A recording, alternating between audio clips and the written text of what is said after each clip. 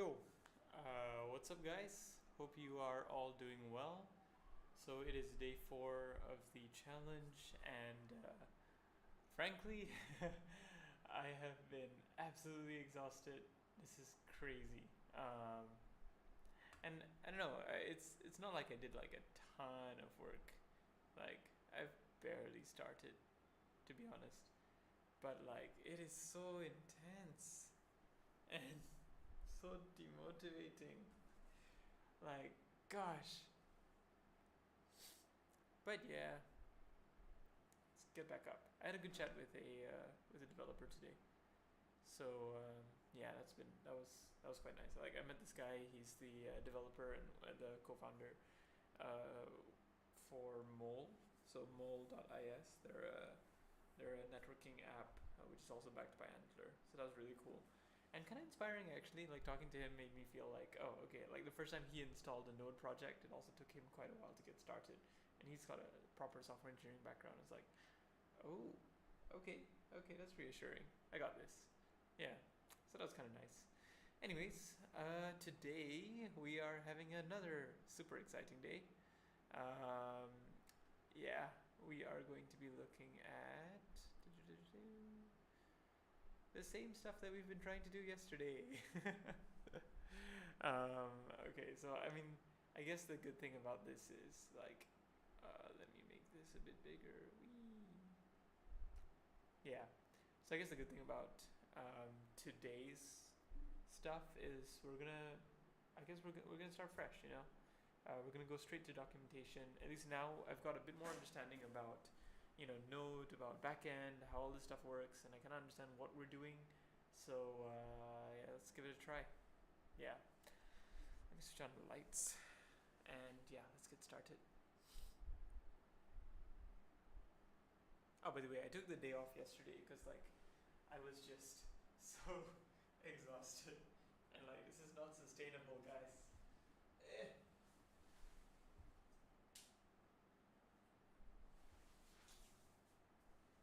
Yeah, things have also been kind of busy on the what's it called, on Cleave's. Oh yeah, on basically the business side of Cleave, right? So I haven't been able to do too much software engineering oriented stuff. So yeah, hoping to get back into it. Let's go.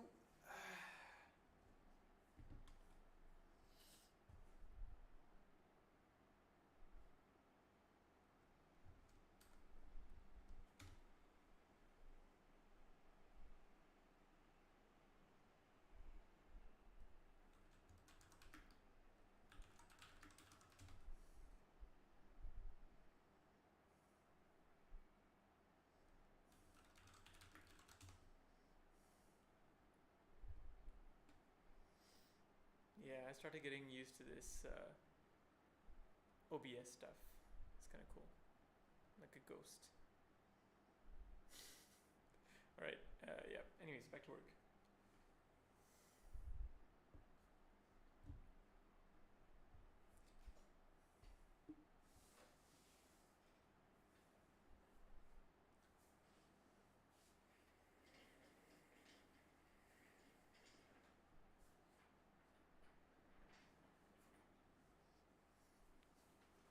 I think the key thing about this project is to like, you know, as much as I want to churn out code, I think one of my main objectives really is to just understand this stuff.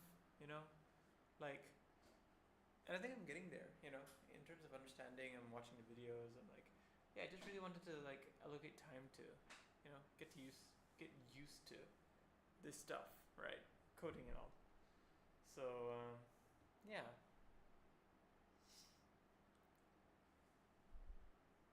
and I think it's coming. It's coming. It's just a matter of like a little more getting used to.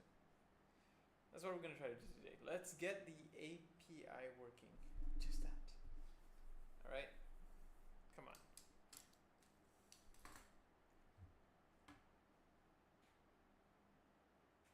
Oops. Let's open this here. Let's get the documentation open there.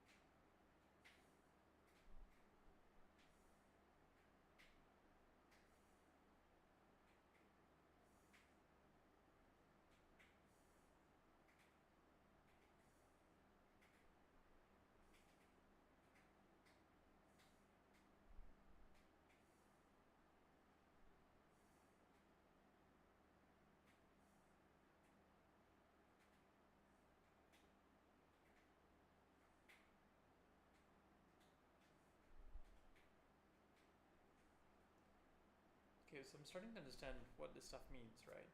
So const refers to a constant variable, like a constant thing. So you're declaring a variable which is constant, which makes sense, right?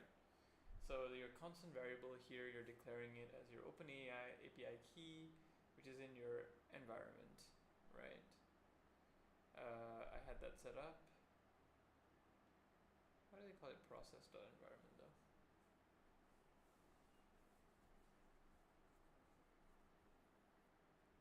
Hmm. Let me check that.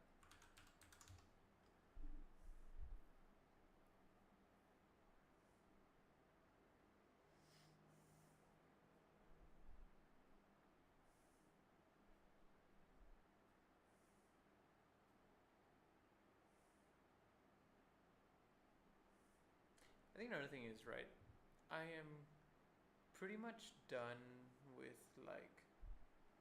um, I'm really tired of just blindly following, what's it called? Oh yeah, yeah, just blindly following instructions. I think, again, my goal of the project is to understand programming in 10 days, essentially, as much as I can within 10 days. And if I am just blindly following the instructions without really understanding things in the code, even though that takes more time, but that understanding I feel like is what is making this whole thing worth it. And um, there's progress when you understand new things. Like now, for example, although I could probably just copy the process.env this, but I feel like it's actually important for us to, yeah, take a bit extra time, like, because this learning is the thing that's going to help multiply my development speed in future, right? So yeah, yeah. This tonight's session is going to be a bit more rambly. I don't think anyone's joining today, but maybe I'll just mention that I'm.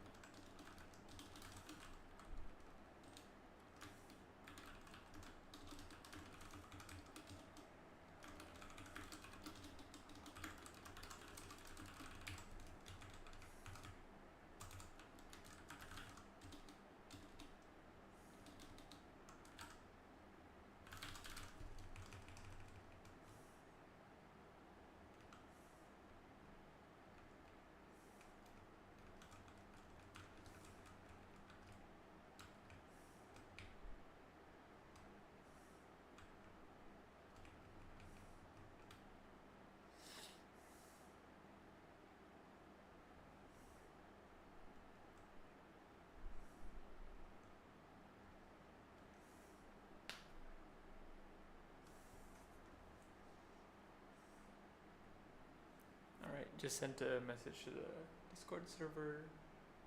Do do do do do do do do do do do do do do.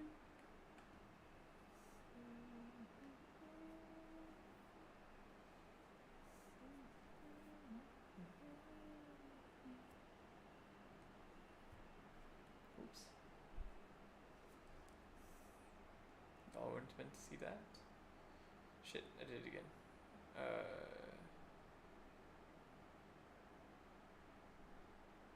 Let's see.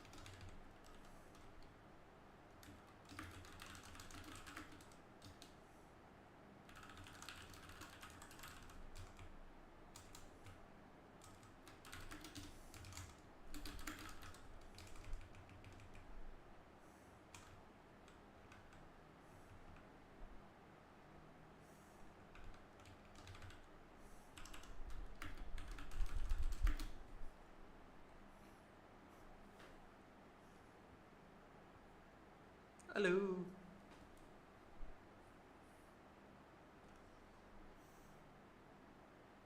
Oh wait. Is Can my you mic? hear me? Oh yes, yes, yes. I can. Awesome. I was just saying, how are you? Yeah, I'm good. I'm good. Awesome. How's progress? Just documenting some learnings for now. Okay. I'll be well. Yeah, I'm still a bit stuck on this stuff. I mean, I haven't really worked on it yesterday. Had a bunch of Okay. admin stuff to clear, but yeah, it's still the same the same thing from the previous day. And when I compile this, terminal is terminal and command prompt the same thing? No. Which one should I use to compile?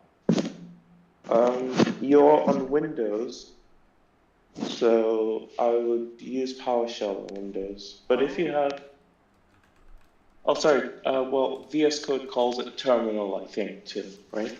oh, that's what that is. Oh yeah, this is actually PowerShell. Yeah.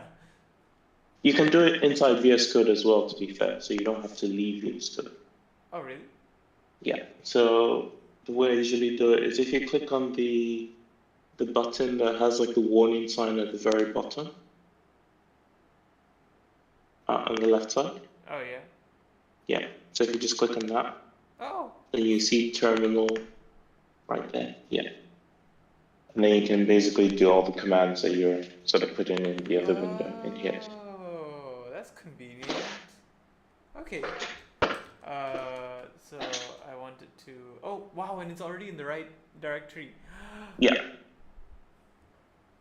Wow. Okay, that's cool.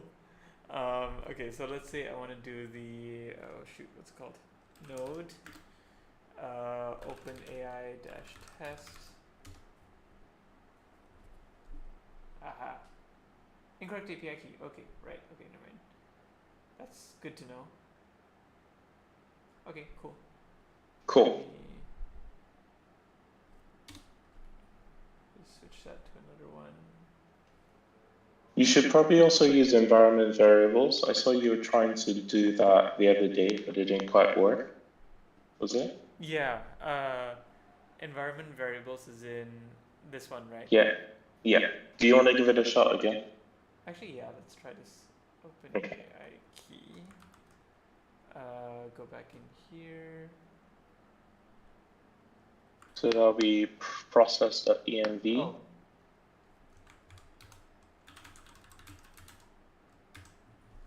Dot, and then you don't need the quotes as well. Oh. But the only thing is you actually need to make sure the env is loaded. So I don't think it does it. You'd need another package called .env. Oh. So if you do a yarn add hyphen D, so hyphen capital D, Okay. no space in between. Alright. I'll explain what it does once you do it as well. And then DOTENV. The dotum. Yeah, .env. No, it's a separate word and small letters as well. So DOT Oh. .env, yeah. So like dot, but like the sorry, ENV at the end of it. Oh. Yarn add END. V. Oh, dot env. Okay. Yeah. Oh wait, hold on. Oh yeah, this is the issue I had previously. I think I need to give it some. Okay, I gotta give it some permissions. Yeah. Okay. That's strange.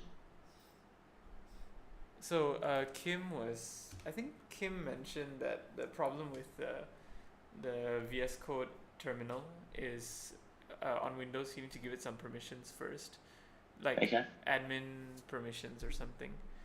But where do I? bypass. Can I call you back in Yeah. 5, Let 10 me figure minutes? this out. Awesome. Cool. Yeah, yeah. All right, see ya. Thanks so much. Okay, how do I do this?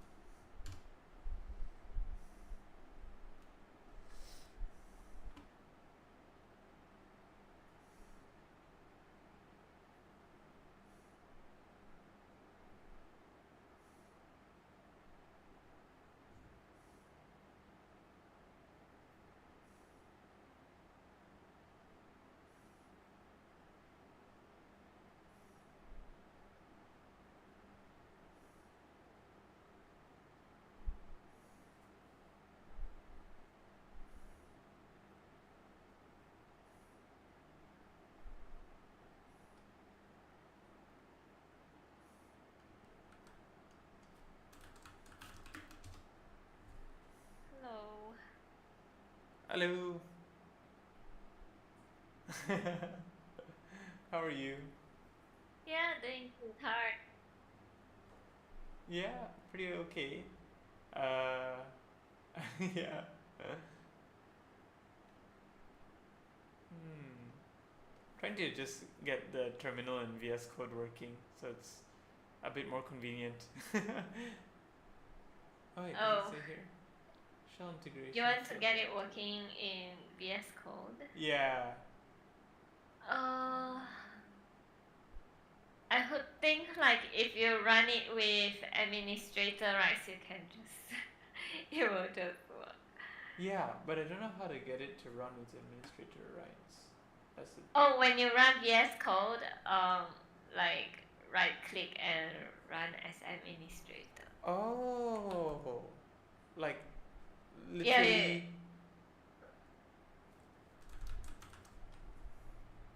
Ah, yeah. seriously?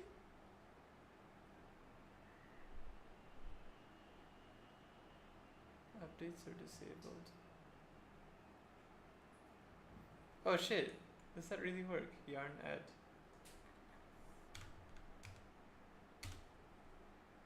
What That does it say? running scripts is disabled on the Oh. system. I'm not quite sure why you cannot run it. What are they saying?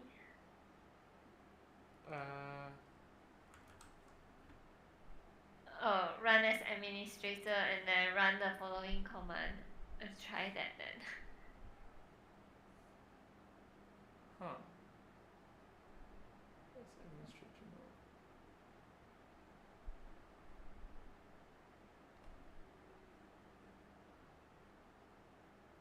So I just need to run this. Oh wait, wait. Edit in settings stage shell. Okay, so file, preferences, settings, extensions. My goodness, that's a lot of settings. Edit in settings.json there, the blue color word. Oh. Oh my gosh.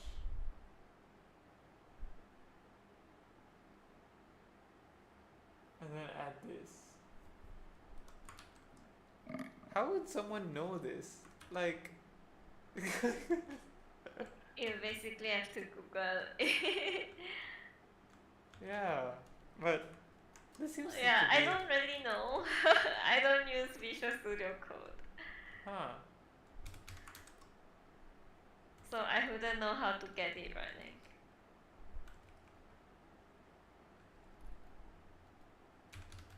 Okay. Oh wait, gave me an error here. Oh, because this git auto fetch. Hold on. And oh wait, no, I think I just need a comma, don't I? Workbench color theme.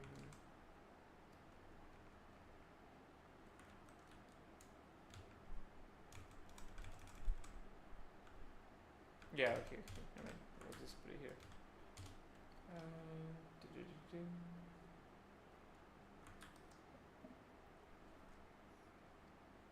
Oh, they have to be in the same line as well. Same line. Which one? Yeah, like this one. Oh, The bypass thing. Oh, okay, they are in the same line, okay. yeah.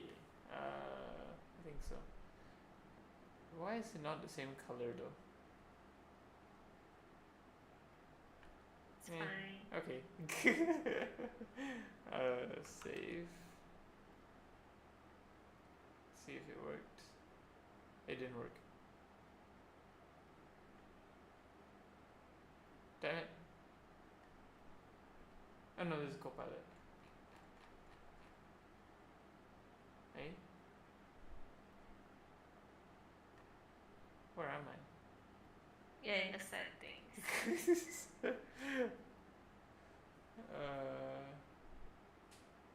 Extension. No, it wasn't. It was extensions. Okay, forgot.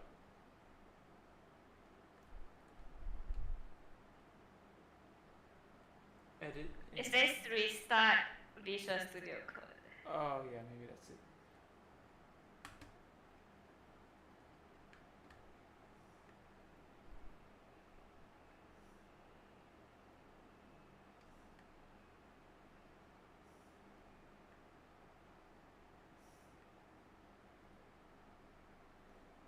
Damn.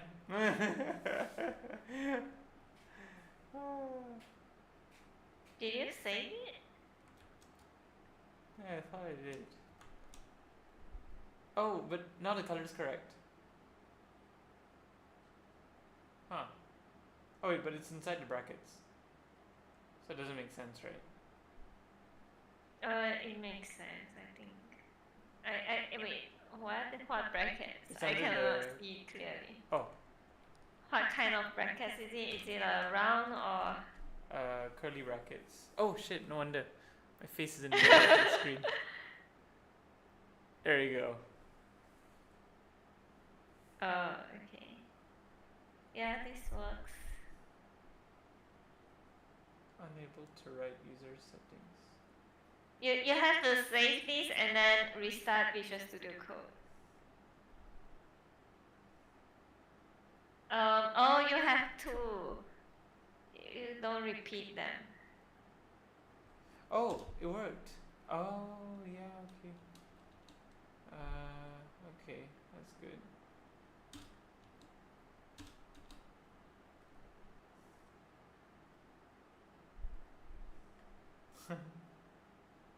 Okay, never mind. Save.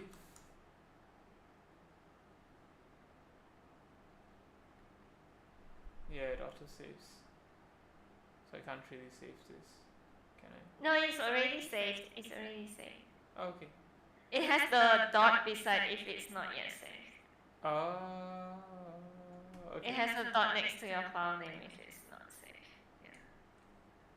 Yeah, this. Yay. Yeah, you can see that dot. Oh, I understand now. Okay. Alright. VS Code.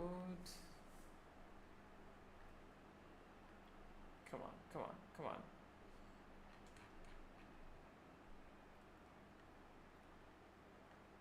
Hey, okay, it's there. Okay. Now let's try running the. Yeah, try running it. So what What are you trying to do? running scripts is disabled on this system.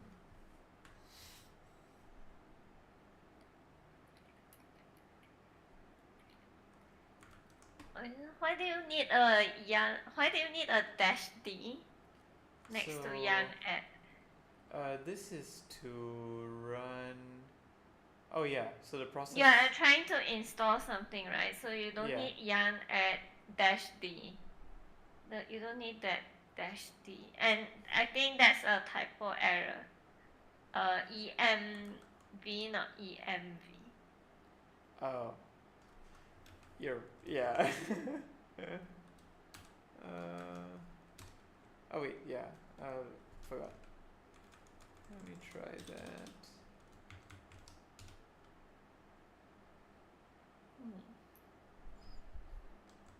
Yeah, you have to fix the Yeah. execution.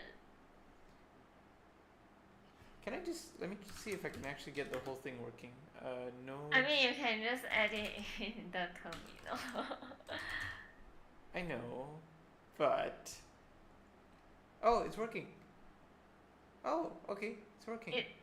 It's not. It has an error. Oh yeah, but it's the API error, so that means it is actually talking to OpenAI at this point. Yeah. Which is good. But let's see. Yeah, it just says. You want to do yarn add from this? Oh yeah, let me try the yarn add thing from the terminal.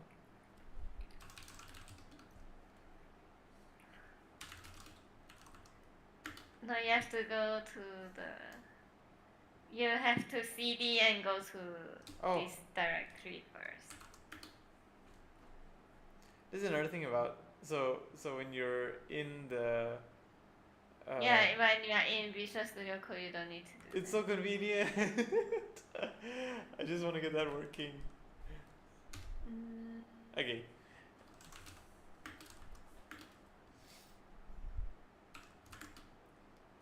Dot environment. Wow. Okay, that's interesting. Without the -db. Oh yeah. Oops. Oh no, I cannot see the error. Your PC is lagging. It's like blurry. Oh, okay. Security error.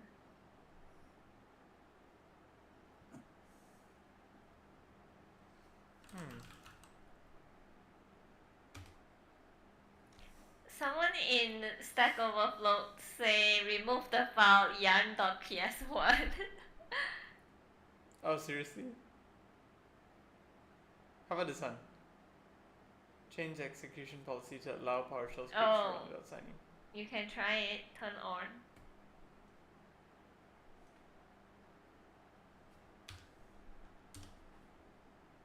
Huh. Then maybe the Visual Studio Code will work too now. Yeah, probably. Well, you already added it. Okay. It's done. Okay. So that was supposed to get this process.env working. Yeah. It will get it automatically from your .env file. Hey, but just now we ran it. Wait, we ran it just now. We already ran it, what? Yeah? So it was working. Oh, yeah. Yeah.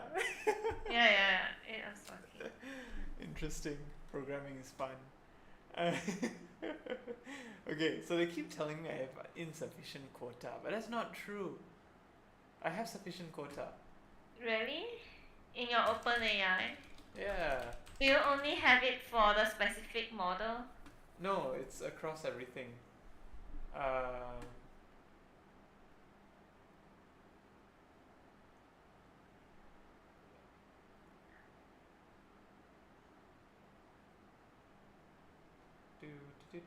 Oh shit, wrong account. Ah.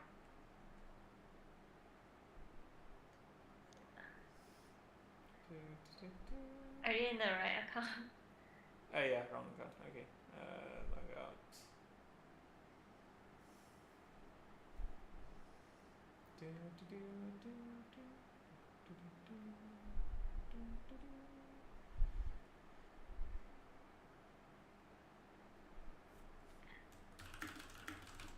No, but this API key is a key. I mean, Oh yeah, it's yeah, yeah. different from the quota thing that The they are talking about. quota is.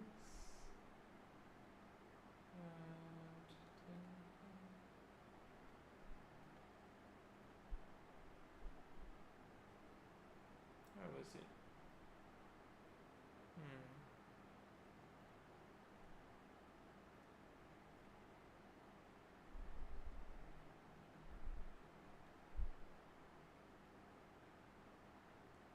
Hmm.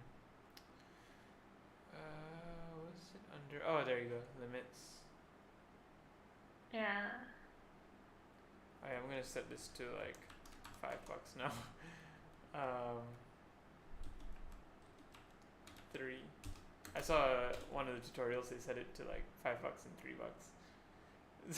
So at Yeah, least, that's fine. yeah. Um,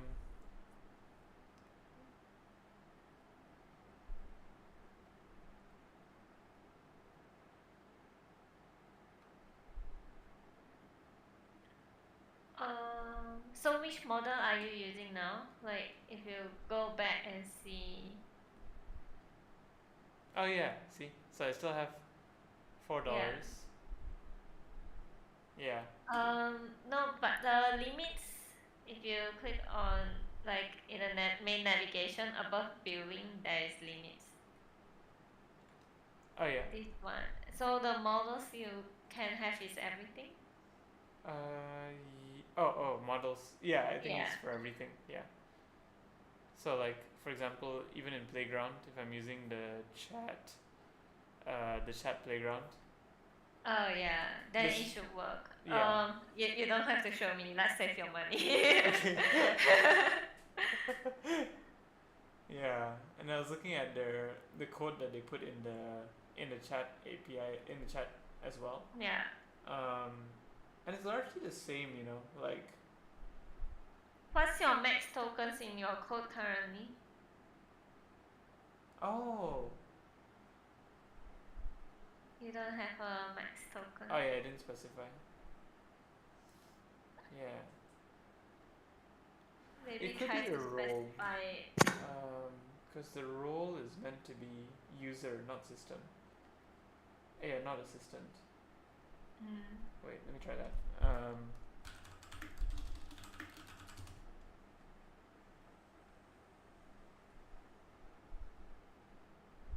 Hey, shit. Oh, submit.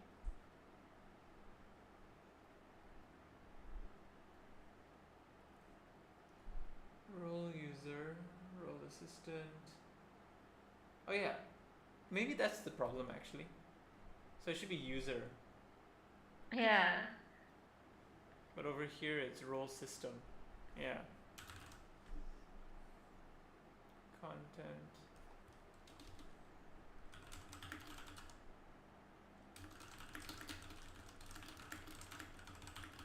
Okay. GPT 3.5 Turbo. Sure. Okay, let's try that.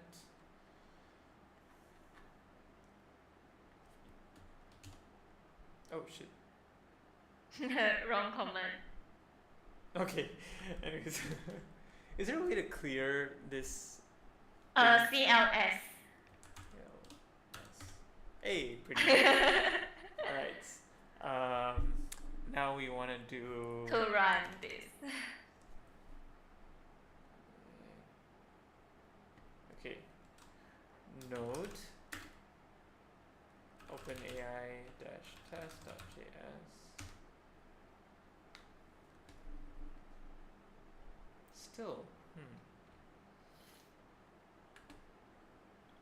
Rate limit error quota.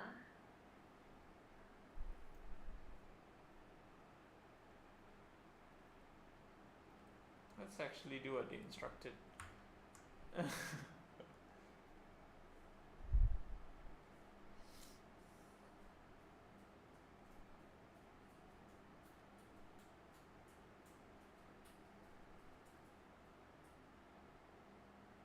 Oh, was it rate limit? Oh, hold on. No, not possible. No, it's 4 to 9 USD, your Yeah. current quota.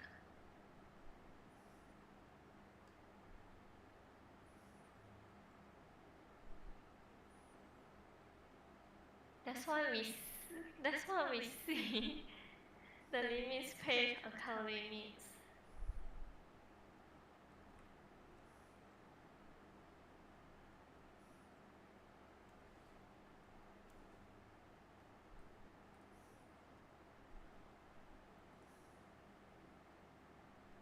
I mean, it should be working. Oh yeah, this one too. The limit is still there. Everything is right. Yeah.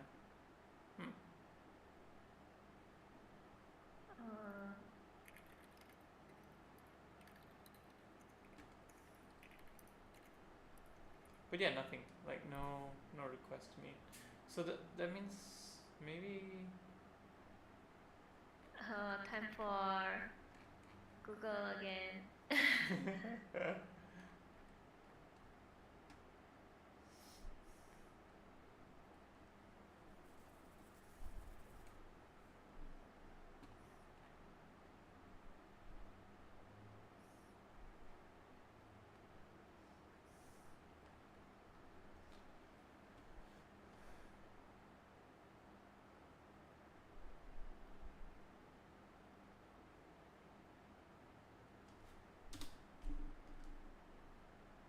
Let me also push this to GitHub.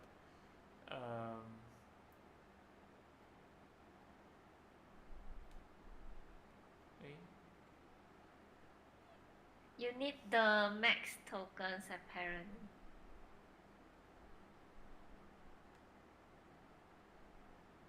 Oh. But I'm not sure. Some people are saying you need the maximum tokens parameter. Some says you don't need it. Oh, quota is enforced on account, not on key. Not on what? Not on the key itself. Interesting. Let's try this one anyways. Node open AI dash test.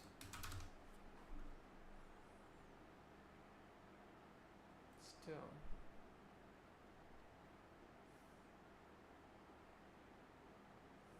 Interesting.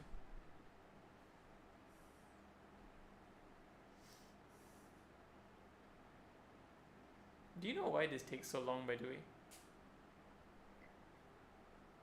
Like I'm not when you so push. sure what is loading there. Oh, it's the like when you want to push to GitHub. Oh, the git.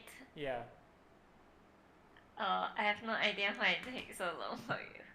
Oh, but usually it's very fast for you, is it? Depends. Like if there's a lot of changes, it takes very long. But if there's no changes, it's very fast. Right. There are people saying like you might need to get a new API key. Okay. Just get a new key and use that one and remove the old one. Yeah, okay. Let's try that one.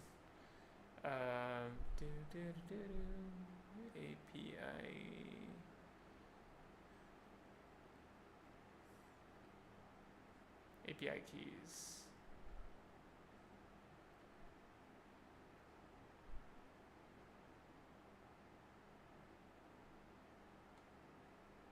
Oh wow, actually this is something kind of interesting. Do you see the Cleave 10 days challenge? Last used December 19th. Today. Yeah, you used it today earlier, I think. Yeah, so I the first time I ran it was with you on the call. So it was actually just now. Oh yeah. So that means that means it's working. That's cool. Anyways, revoke. Yeah. Oh, okay, never mind. You need a new key and remove the old key that you are using in the node director. Yeah.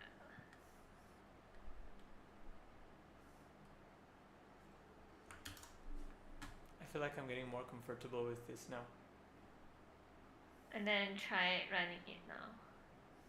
Hopefully it works because that's the only thing that people is saying. The rest is people having the same problem.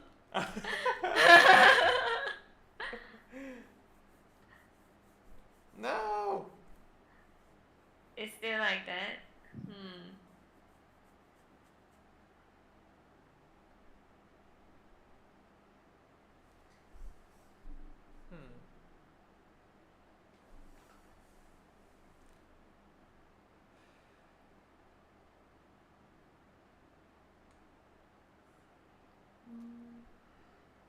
Is it possible that your model is needing more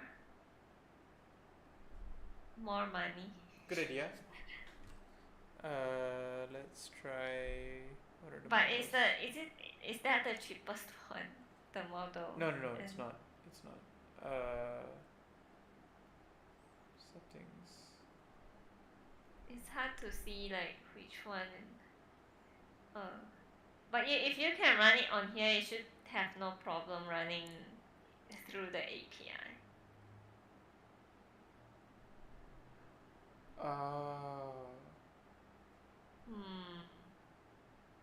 Right.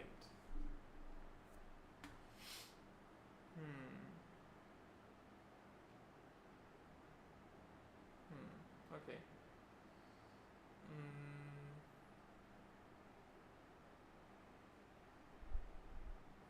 They don't have. Oh, they do.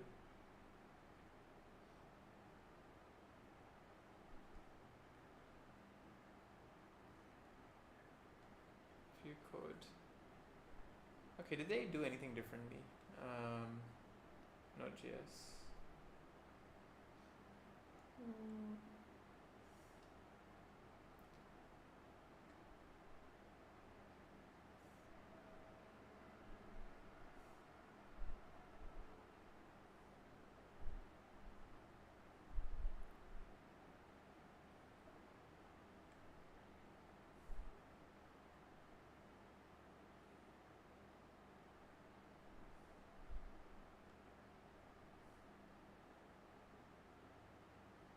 It's quite different, actually.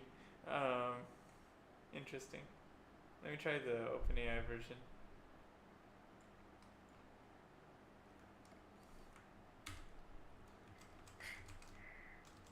Everyone is complaining about this issue. I'm trying to find what's the solution. Stop complaining about the issue. What's the solution?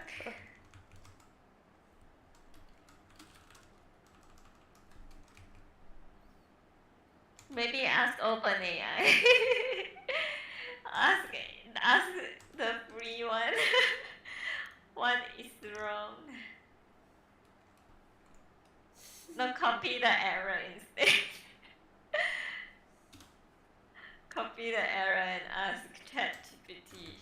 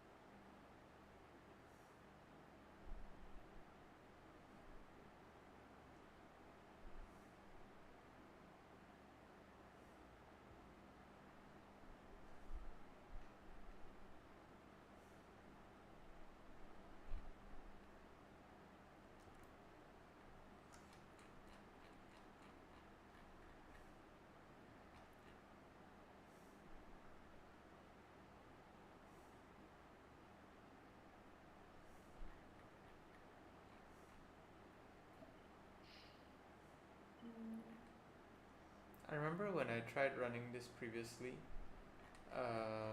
the question CLS, right? Hey! Yeah. I'm getting good at this. The question it asked was, I don't recognize OpenAI. Oh. So actually, Wing Yeah. Kin was the one who found this code, the one we were doing just now, Mm-hmm. and it used a require function rather than a import function, and that seems to work. Oh yeah. Does that make sense to you? In some ways it does. It Oh. becomes more like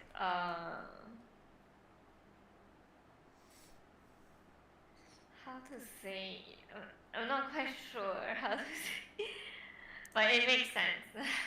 Okay. Interesting. Yeah, because like depending on which framework or language you use, sometimes it's different. Like some uses require, some uses import, and then you have to kind of sort out which one is the correct one. The constant response equals it says this because you need like async in front of response. Interesting.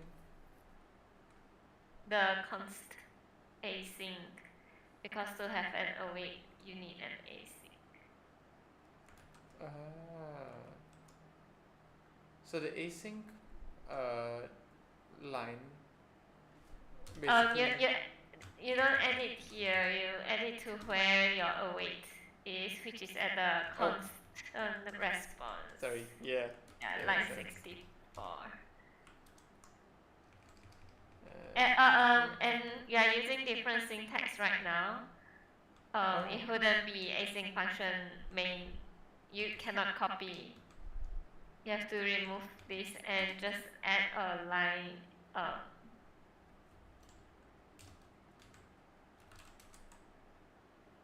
No, add the async after the equal.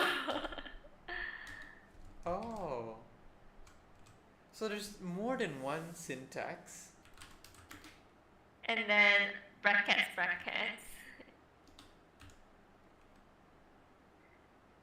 No, like open, close, round brackets. Oh. Yeah, and then arrow. Equal. Sorry. Equal, and then like, what is that called? The right arrow, and then you need the curly bracket open. How do you know Yeah, this? and then you have to close this at the end of the await function. Right. Inside the curly, the curly brackets inside, I think. Inside. Oh wait. Yeah.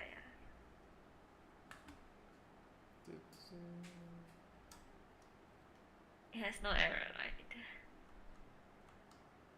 Okay. Okay. Oh, I see. This is part of the same one. Okay, yeah. It has different syntax. What you used earlier is more like a class thing. And then now your response is doing nothing. You are just defining it. You didn't run it. Huh. Okay. Oh. It's a different syntax from what OpenAI is giving you. Yeah, okay. And that is why we still need humans. Yeah. So interesting.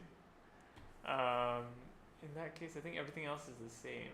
Yeah, I mean, like, depends on what you want to use. You either use like this const response equals this, but I'm not quite sure if it will work or not, or you have to follow like the other syntax that Winkin have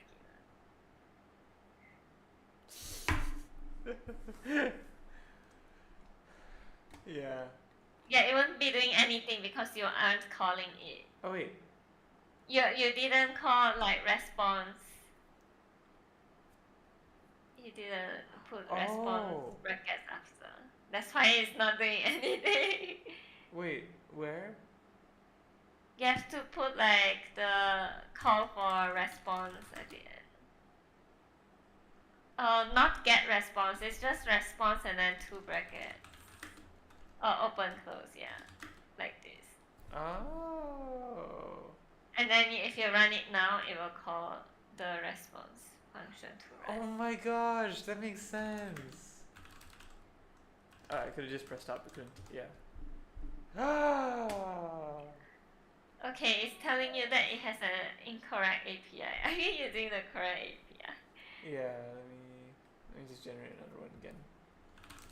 Which is kind of weird, you know, because like I don't know. I mean, you didn't come from a development background and doing this, so you're already achieving a lot.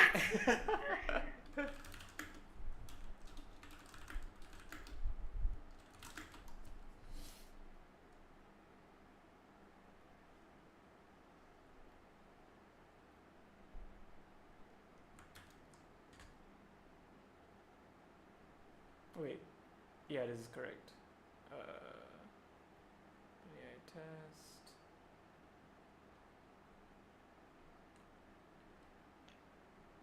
Did you save the file?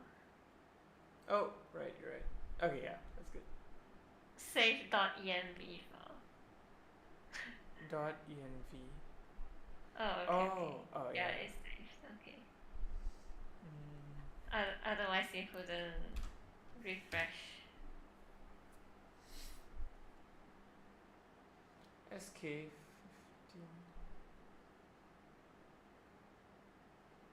Hey. Oh. What key is this?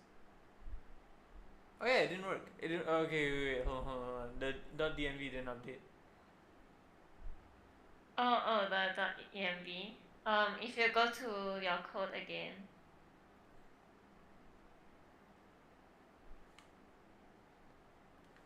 Oh wait, it did. Yeah, it's the code, I think your required thing is different. Oh wait. Yeah, this is not the name, right? The OpenAI_API key. Oh, it is the same. Underscore key. Yeah, it is. I think it's not updated because you are using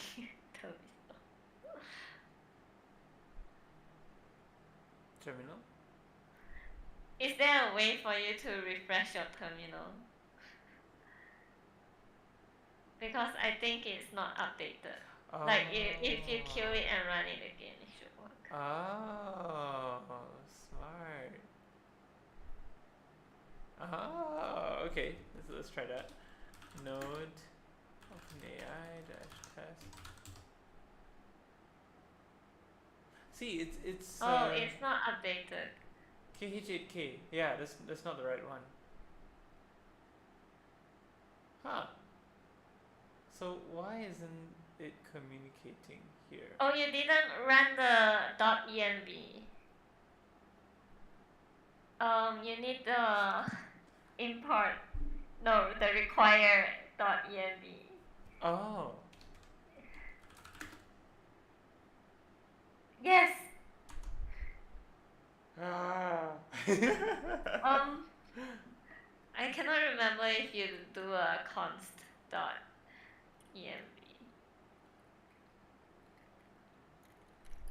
Because you are using pure Node.js, my brain is not working. Oh. What do you I normally think use? because right now I'm using a different language sort of thing. Okay, you don't need the constant thing. You just put require. Okay. Yeah, just start from require. You Oh. don't even need the equal sign. Yeah, and then after this bracket, you put .config brackets. Yes. Okay, save. Yeah, just run it now. Sometimes, right? I feel like Copilot knows what I'm doing wrong, but it's not telling me until I like figure it out myself. Like, Yeah, it will tell you. okay. Is Okay. it? Did you kill the terminal and run it again? Oh yeah, let's try that.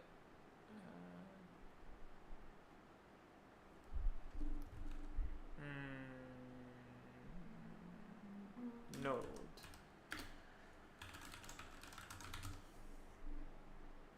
Damn it. Maybe you don't even need the .config.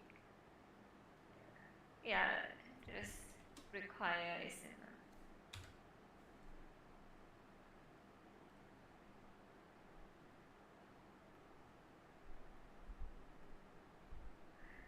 Because usually I'm using the React Native and it's written differently because it's like a different syntax thing. Right. Interesting. So you're learning something new here too. Why is it not working? Okay, let's try terminal. I mean, technically this is also PowerShell, so like, I don't know if it's actually any different.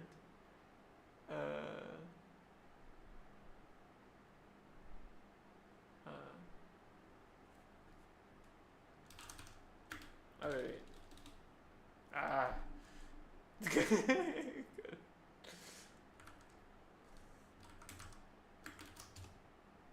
Hey, CD. Okay. Node.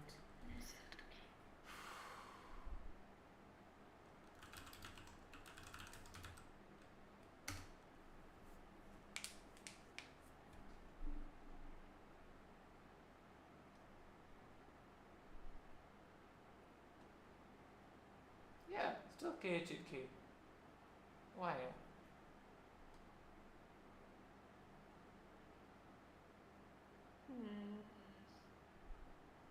Let me just try replacing this with the actual API key.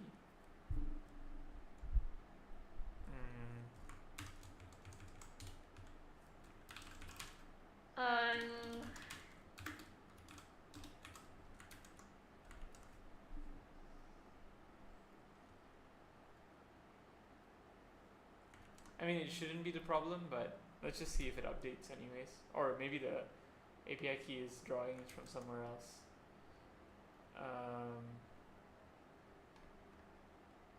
Yeah, I don't know. Let's see.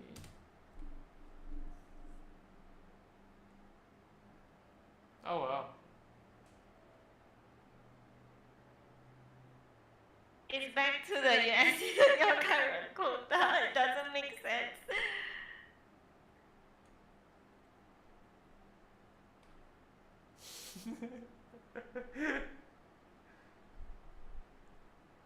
Rate limit. No, this is different. This is another one. No, this is the initial one that you were trying to fix. Oh yeah, we're back to square one. Yeah, we're back to square one. But it's okay, at least we got this new version of the code working as well. And it kind of makes sense. But this one, so that means the API key process.env is wrong. The required.env, it is correct. And you have it added, right? Yeah.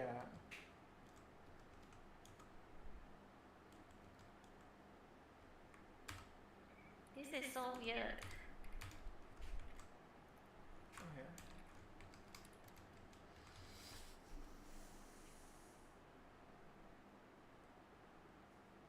Require.env API key process.env. Oh. Actually, if you remove your API key, your real one, just so that it's safer now. I think what's the problem is you can try going back to your .env file. Yeah. And then remove the quotes. Yes. don't add Yes, the please. line. Yeah, just like this, and then try if it works. Yeah, try running this code. Okay. I wonder if the code's affected it. It's Huh, back to KJK. Back to the old one. Huh. So Wait. it's not refreshing. What if I'm I have thinking two? that- Maybe I have another env file inside here. No. Is it possible? Because where is it getting that number? Right? Oh. Maybe not in this folder, like above. In your GitHub, is there another one? Like above Cliff. If you go up one level. Oh. Are there things here? No.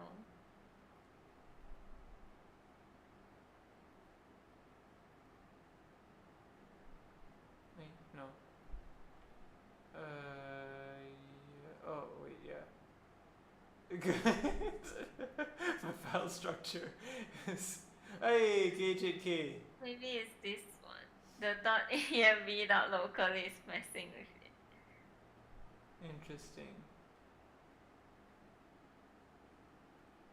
Okay, what if I just. What if you remove them? Yeah, let's take that away for now.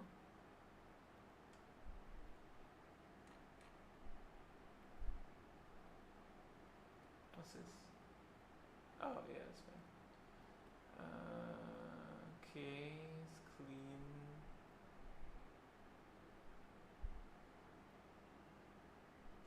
The index.js might be messing with it too. I think I've got nothing important here. Except this, I'll keep this. That's a very long prompt. Yeah, it took a while to write it, so I'm gonna keep it. Yeah.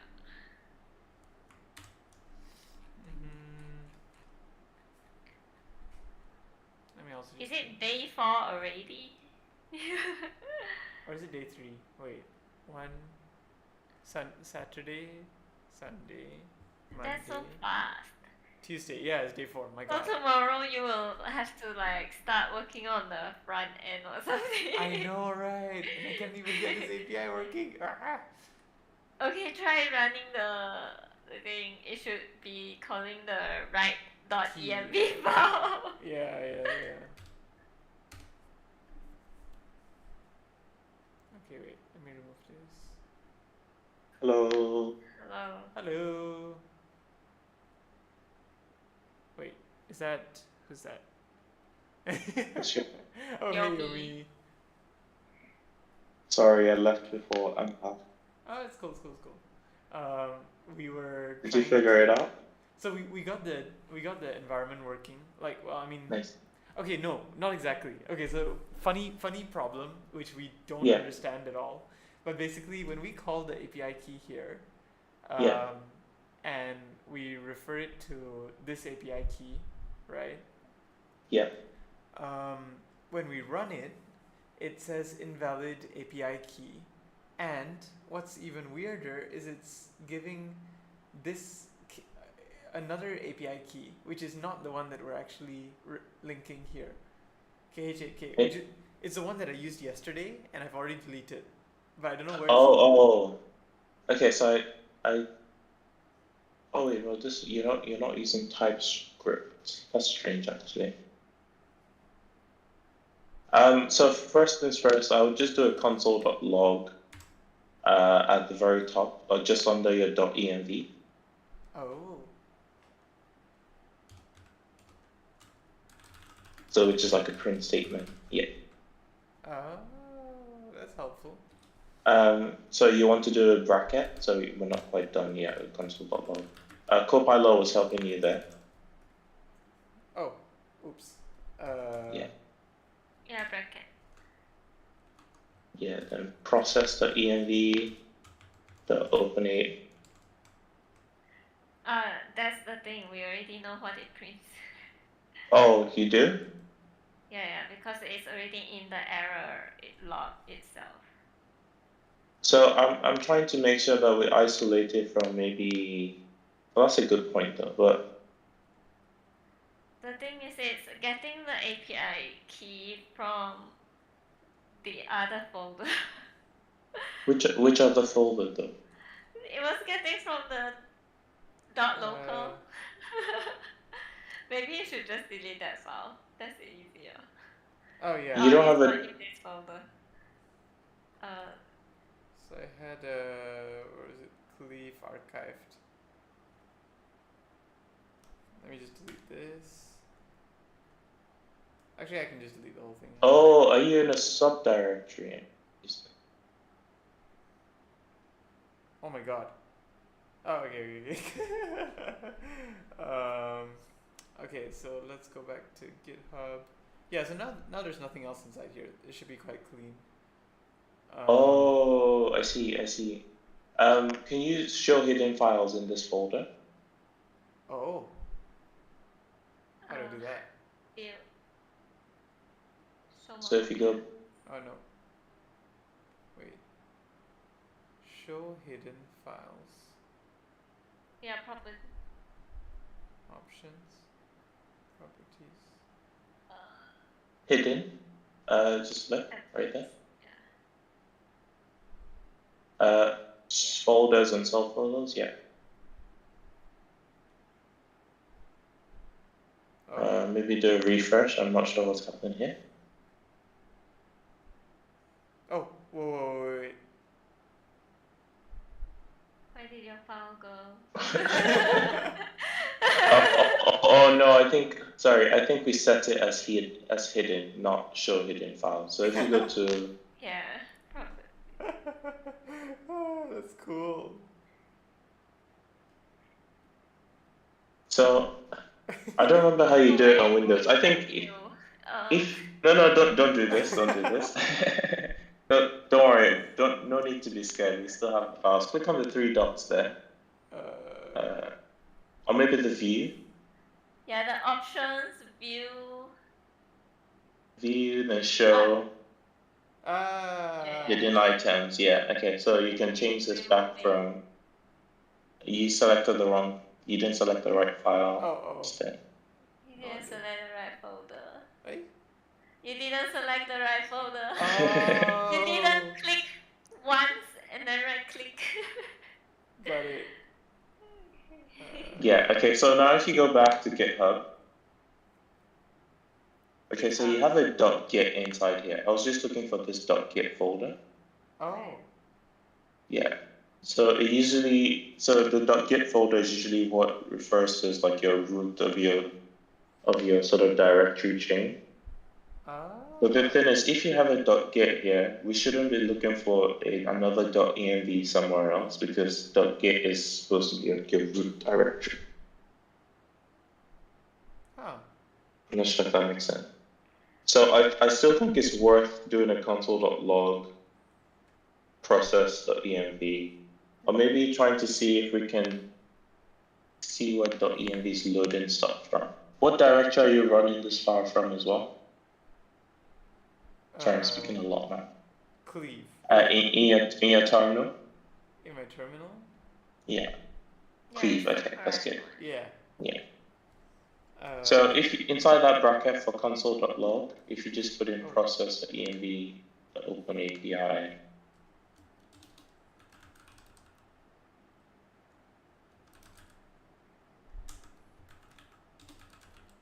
Yeah, this.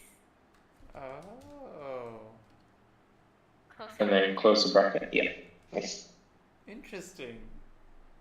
Then hit save first. Oh. Okay. Yeah, then run it. Okay, so check.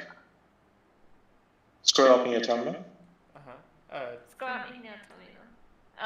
Too far. Wait. Okay. Hey, wait. Yeah. Okay. Yeah. So. The wrong one. Oh, interesting. So can you go back into .env? I want to see what this ends with. Interesting. Yeah. I wonder what's getting. Okay, go back to OpenAI TestFlow.js. Have you maybe tried to set it somewhere else? Set it. So if you scroll up in this file. Yeah. Oh. No.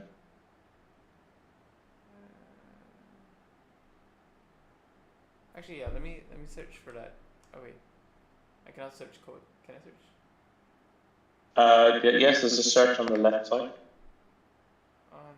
This is. So if this is the search. If I search KH8K. No, if you want to search text. Okay, Kim, you handle it. Yeah, that's why I was saying like it went to a different folder or something. Try the search button. So there's this big search button on the left side. No. On the left hand side. Left. Not this one, is it? No, just beside that one. Beside that one? The magnifying glass on the left. Oh, okay. Yeah, that one. So search for the key.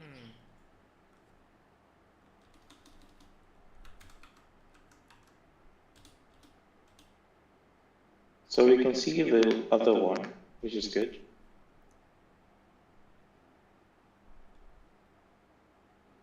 This is not. No. Okay, no. Oh, I think I know why now. If you do in your terminal. Yeah. Not this one, yeah, this one. Yeah. Type in $env. Dollar. env, colon. That's semicolon. Oh shit. Yeah. And then OpenAPI, the same sort of string. OpenAI API key as well. Yeah. API key. Enter. Oh, that's why. Wait, what? What is that? So it's been set. Sorry, Kim, you were saying? Yeah, I'm just saying like it's set to the wrong one. How does that work? So you can set environment variables in your terminal itself. And for some reason, it's overriding .env. Wait, did you use, I think it's possible you haven't called .env the right way. Right now he's different syntax. You have to run .config on .env. That's why. Yeah, previously it was .config at the back, and then it didn't work. Oh no, .config outside. Oops.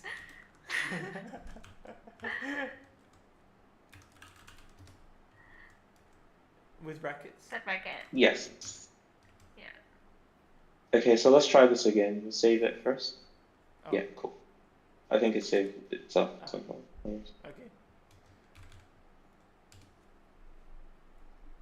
It's not.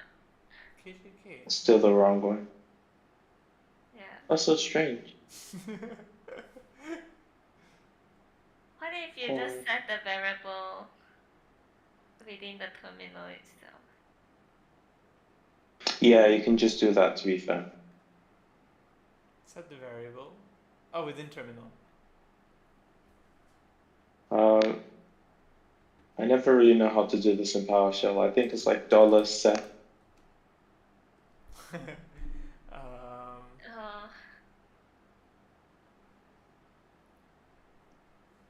Or is there a way to clear that? Is it like a cache? So that it takes from the... See, I'm very familiar with the way of doing this in Linux, but not in PowerShell. That's why I'm not able to quickly help. Why I never set variables in the PowerShell. Did you run an set environment variable thing before?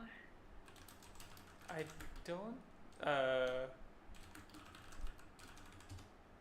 don't think I've done that before.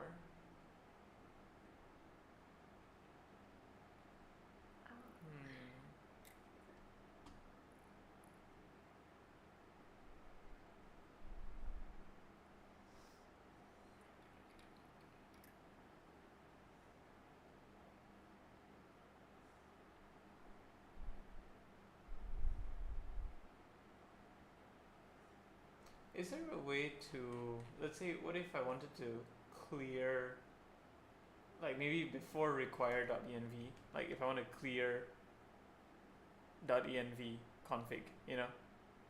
No, you shouldn't be clearing your env because it does a whole bunch more stuff on your computer than just allowing you to run programs. Oh, so .env is not this thing.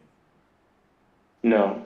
Oh. So .env is a package that lets you load that file name .env. Yeah. Okay. So this is. Oh. Okay, that's cool. Yep. Yeah.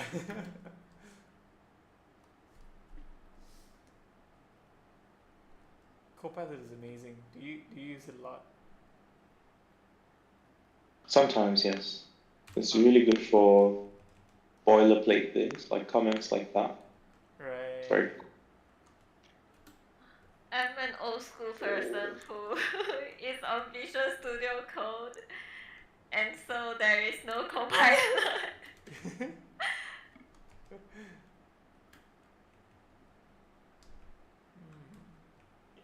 Yeah, there's nothing else here. Oh, yeah, I guess we just need to. Okay, but yeah, figure out how to clear that env thing. What if you go to your control panel and see if the So API key is set to your system's environment variable? Oh, that's a bit extra. I think we can do it without doing that. So if you, yeah, that's why. See, it's actually set to it. Oh my god, who? Okay, so you want Remove to that. remove it from there. Wait. Do you see it up there? Oh. Yes, this one. Yeah. Delete. Screw this. Done. Oh wow. Okay. I thought it was extra too, but I didn't know why it's there. You have to click OK on that, so I think you have to open that again. Oops. Oh my gosh, what are the odds? How did you? I'm just surprised how I got there. Because we were talking about environment variables. Yeah, delete, OK at the bottom. Yes. Okay, now run it. Oh my god. I think you have to restart PowerShell, I think. Okay. Yeah. Okay. Moment of truth. Oh no! So restart VS Code as well. Okay, yeah. Yeah. Sometimes you have to do that. Oh my god. I Today's cannot session believe is... there's an environment variable set there. Today's session is so interesting. Oh, never mind. No need. Yeah. Terminal.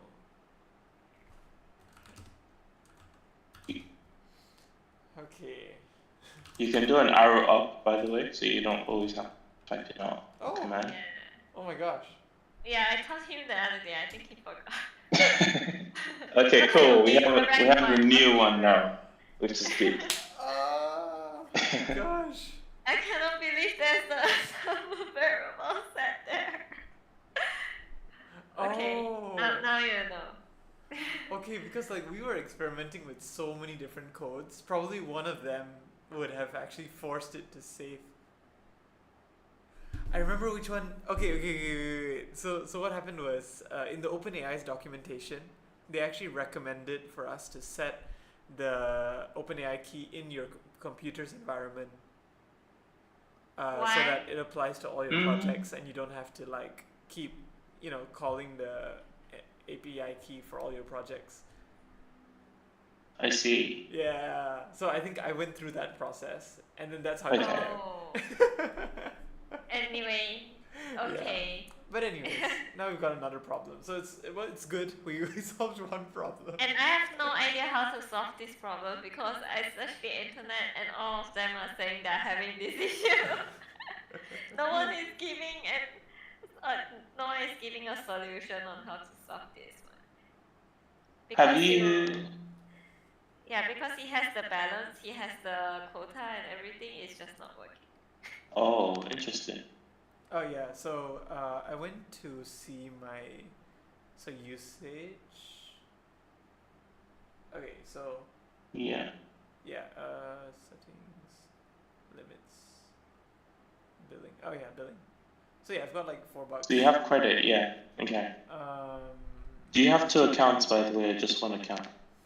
I've got 2 accounts, but So under this. Oh wait, one.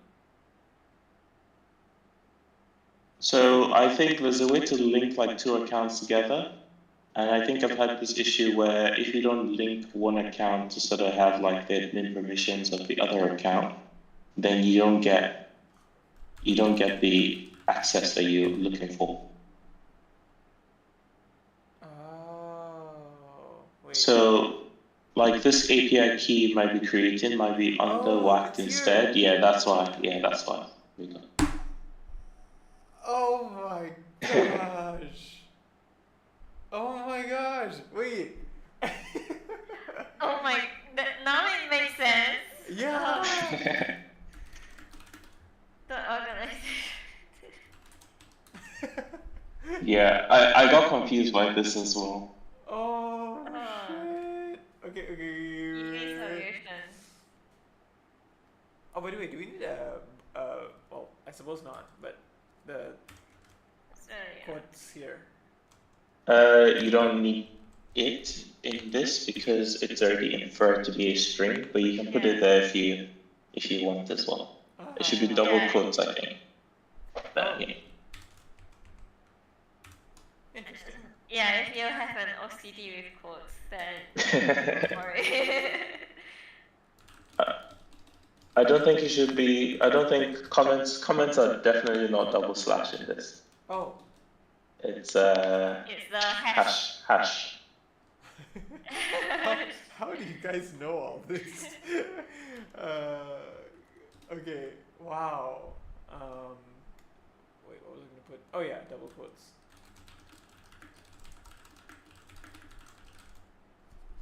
I mean, it's redundant. Oh no, that's just for me. Okay, let's try that. Okay. Oh, wait, did I save it? Run it.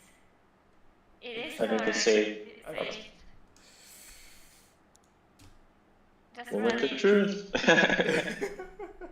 Yeah, it worked. Yes. But I don't think you logged your output, so you Yeah, you didn't log your output. That's why it's not showing anything. If you go for, you should log your response. Yeah. Oh, After in the running console. This should be- to log it. So, okay, wait, don't tell me. Is it console.log and then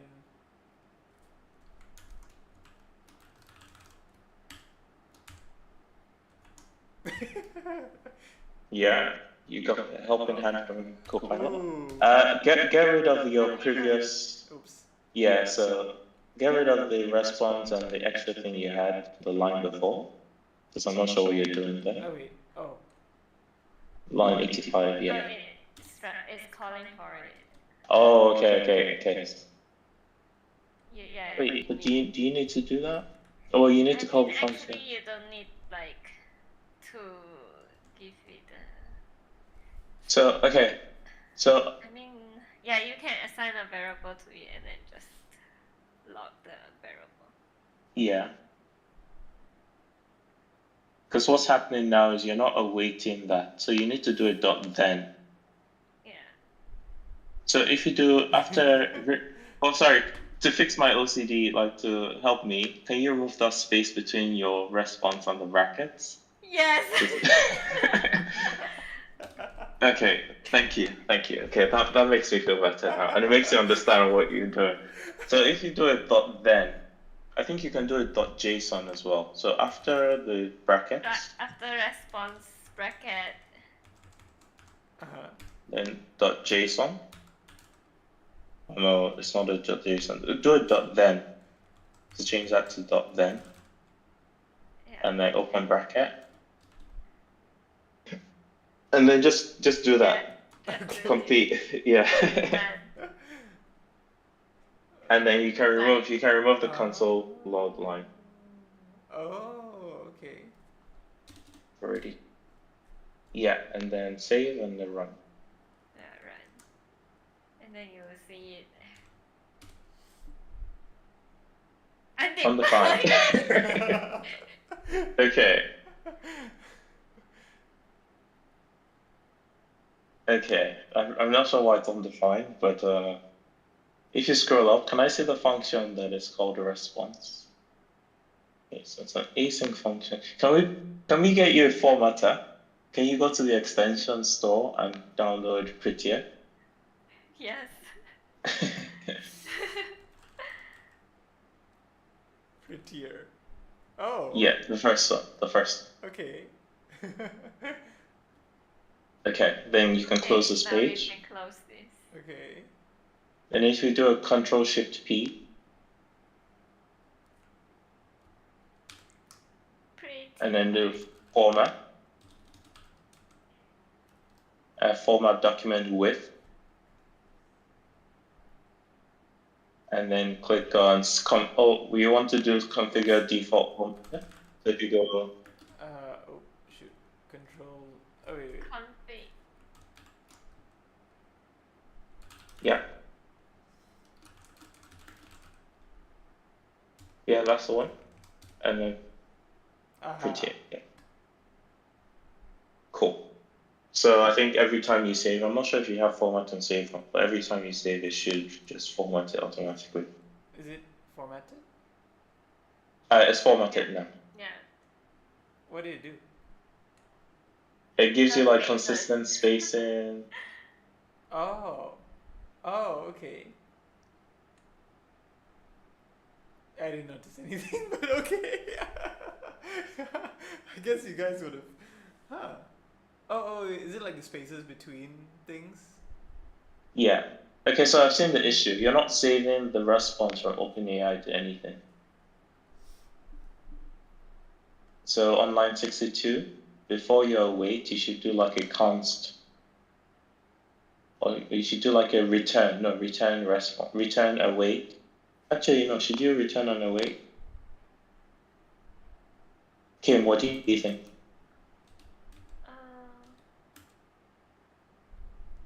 You can't return on await, so you have to do a const response or const. I don't know. You can name it what you want. OpenAI maybe. You can use the same one as before, so maybe OpenAI response. Okay. I didn't need. Response. And equals to. Oh. Yeah. Okay. Then return OpenAI response from this function. Line 79. So after line 79. Oh, okay. Oh. Okay, so now you can save this and then run it again. Interesting. So what we did was we weren't returning this in the console basically. So whatever OpenAI was probably using my credits but not telling me what it was actually generating. Yeah, exactly. Okay. Interesting. Alright, let's do that. So now we have an output. No way. Wait, what did it say? Let's see, the but it's not. message is an object. We cannot see what it says. You have to Yeah. Okay, what is an object and how can I get access to an object? So what you can do is, so everything in JavaScript is an object actually, fun fact. Okay. But what you can do is, after your console.log on line 83, Yeah. so just before response, type in capital JSON. No. So in your console.log, Oh, further up. So after console.log first bracket, Yeah. type in JSON dot stringify, right there. Yeah. And then open Yeah. bracket, Oh, and that's then add another bracket on the right side. Yeah. And then after the response, do a comma. No, inside the bracket, yeah. And null, null, and then do comma again, and then do 4. Okay, then save this. Can Save you this? remove the space after stringify? Okay, so I want us to use the formatter. So don't remove it. Okay. Keep it there. okay. If you go to Ctrl+Shift+P and then do preferences, open user preferences. It should be somewhere if you scroll down. Yeah, user settings, and type in format on save. Format. Yes, right there. The second checkbox. Format on save. Oh. Yeah, and then okay. Oh, that's cool. and then click close on this, Yeah, and so try saving again. Ah, format it. that's so cool. Okay, that's cool. So now we can forget about formatting. So it would always Oh, automatically do it. So you can try running it again now. interesting. Let me just make a quick remark. So JSON is calling. Wait, I guess. Oh, JSON. Is that just showing? Well. That's the definition of what it really is. Oh. Maybe try prompting Copilot by doing JSON stringify. Yeah, exactly. Oh, interesting. Okay. So Copilot was also telling you that null, 4 is the indentation as well. Yeah. Oh. So another thing you can do is, rather than using Copilot, if you right click on stringify, and then go to definition, and then scroll up a little bit, it'll give you the description of what this function is actually doing. So line 1170, convert a JavaScript value to, oh yeah, you can hover in it as well, but you can also actually see the actual code. Oh, okay. Interesting. And then the last variable, or last parameter there is space, which says adds indentation, white space, and line break characters. Oh. So that'll be 1173, yeah. Okay. Wow. Prolific. My goodness, this is like, there are so many like little things in coding which makes it so interesting. Like, wait, so this is the space you added? Yeah. What is the?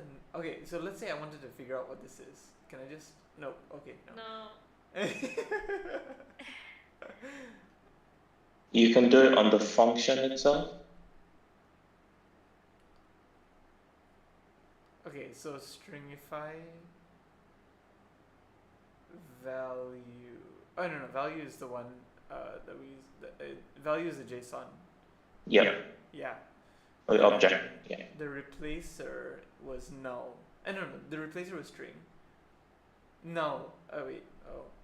Oh, the replacer was null. Okay. Array of So that over there is TypeScript, and it's telling you that the replacer can be a number or string array, or it can be a null. Oh. So value, for example, just on your left can be an any, and then space is a string or a number.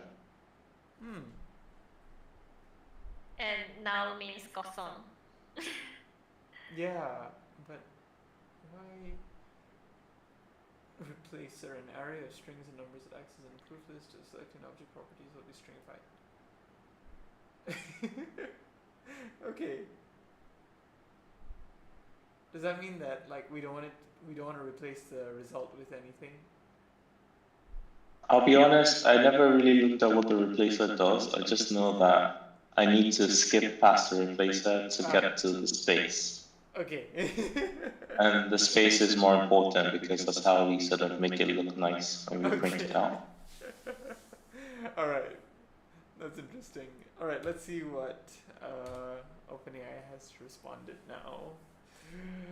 Scroll. Dun, dun, dun, dun. Hello. Hello, how can I assist you today? How did I see that so quickly? That's right there. What? You passed it here. Yeah. Okay. Oh, it responded this whole thing. Oh. Yeah. Wow, so this is how OpenAI responds. Okay. Interesting. I use 23 tokens. Whoa, okay, that's so cool. And that created is the time it's been created at. So I don't know if you're familiar with epoch time. We can convert that into an actual date object. It's the number of seconds since 1970. Oh shit, that's so freaking cool. That's such a cool idea. So, since the birth of the computer, basically.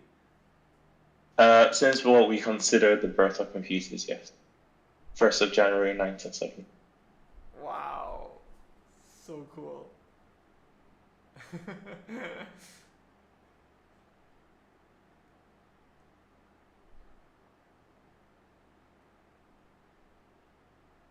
That's actually quite interesting. Like, it's been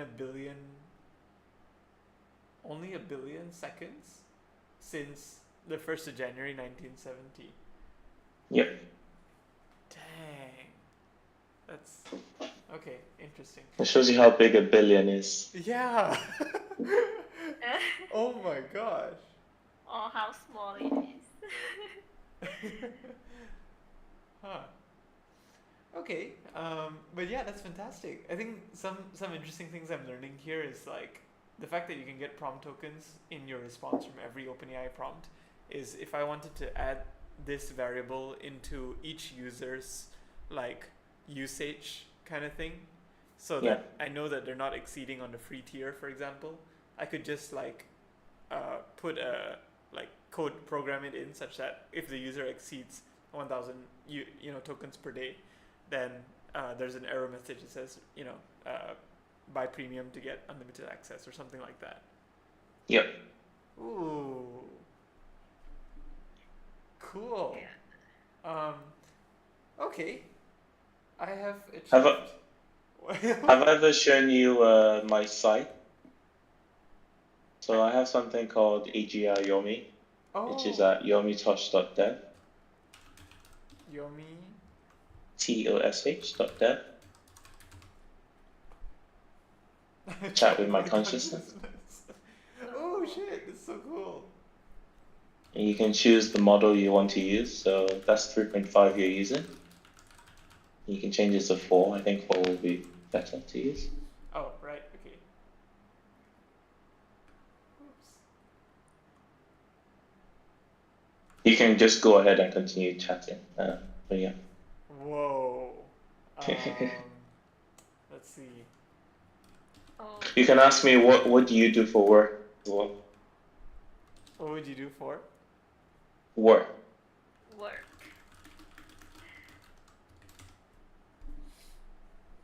Oh.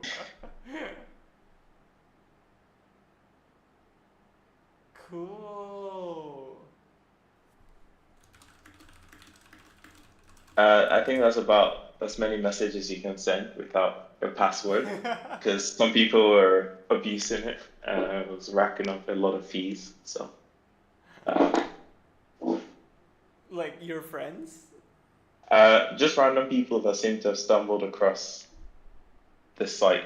Oh my Because I saw a gosh. few people from like Colombia and my analytics, and I was like, I don't think I know anyone from Colombia, so I had to put in the password. But yeah, Oh. Interesting. there's also GPT-4 Vision. I'm not sure if you saw that in that Yeah, toggle. but So if you create a new tab, the plus button on the left, yeah, oh, you can drop an image into this sort of space. So if you have an image that you can drag and drop, let's see. Oops. Wait. it doesn't have to be any specific image. To be fair, it can be any. There you go. You have to prompt it as well.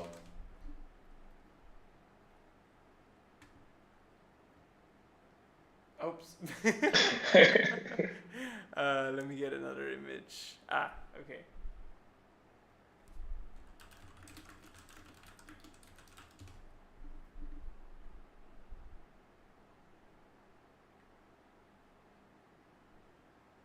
It seems like that's not going to work. I usually give up if it takes too long. You Oh, can hit the cancel. Below. oops. Or Oh. beside the send button, there's a cancel. Yes, Oh. Yeah, there. yeah. Okay, so that was a server error. I'm using Vercel, so that says Edge function invocation timeout. You would have to open a new tab, or it's not going to work. Oh. So again, the limits, yeah, and you can type in message.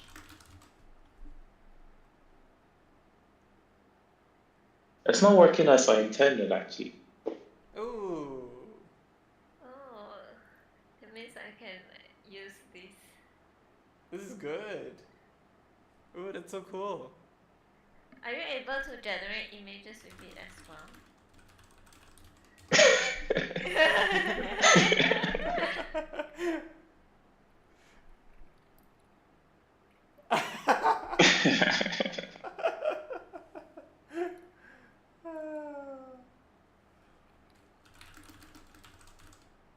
You have a limit, don't forget. You have a limit. It's not gonna work. I limited to 4 messages in total. Yeah. That's fun. Interesting. You should have like a button here where like you could just donate directly and see how That's a many good people point. like click that. That would be so cool. Like, And just give them like a password immediately. Yeah, yeah.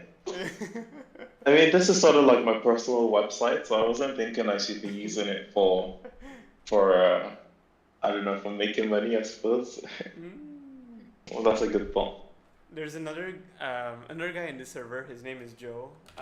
He built joesu.com. So he built this website. Okay. And it's like also it's an image generation tool. And Yeah.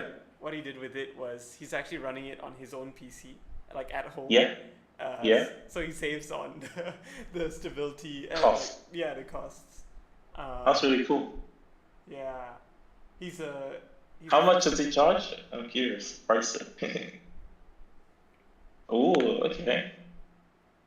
That's not a bad price at all. yeah. Huh.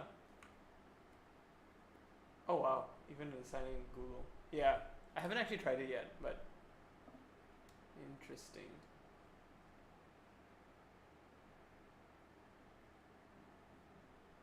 Yeah. Oh shit, this is freaking cool. What the heck? Yeah. Ooh. Okay. Yeah. But yeah, if he's on the call, I'll introduce you guys. He's That's also really like cool, actually. Yeah, he's also quite interested in the AI space as well. Yeah. I just didn't want to have to make. So I run my own Stable Diffusion sort of locally as well on my PC, Oh. but not with like a front end website that people can like log in to use. But I just felt like there's a lot of them already out there, so I'm not sure if I'm wanting to compete with Yeah. like Midjourney and DALL-E and all Yeah, that. So. there's so many. Yeah, I think in his case it was more of just being part of his portfolio. Like he Yeah. wanted to, yeah, just have something to show. Like not just the AI part, but also the front end side. But yeah, cool guy. We'll like, oh yeah, yeah. Yeah.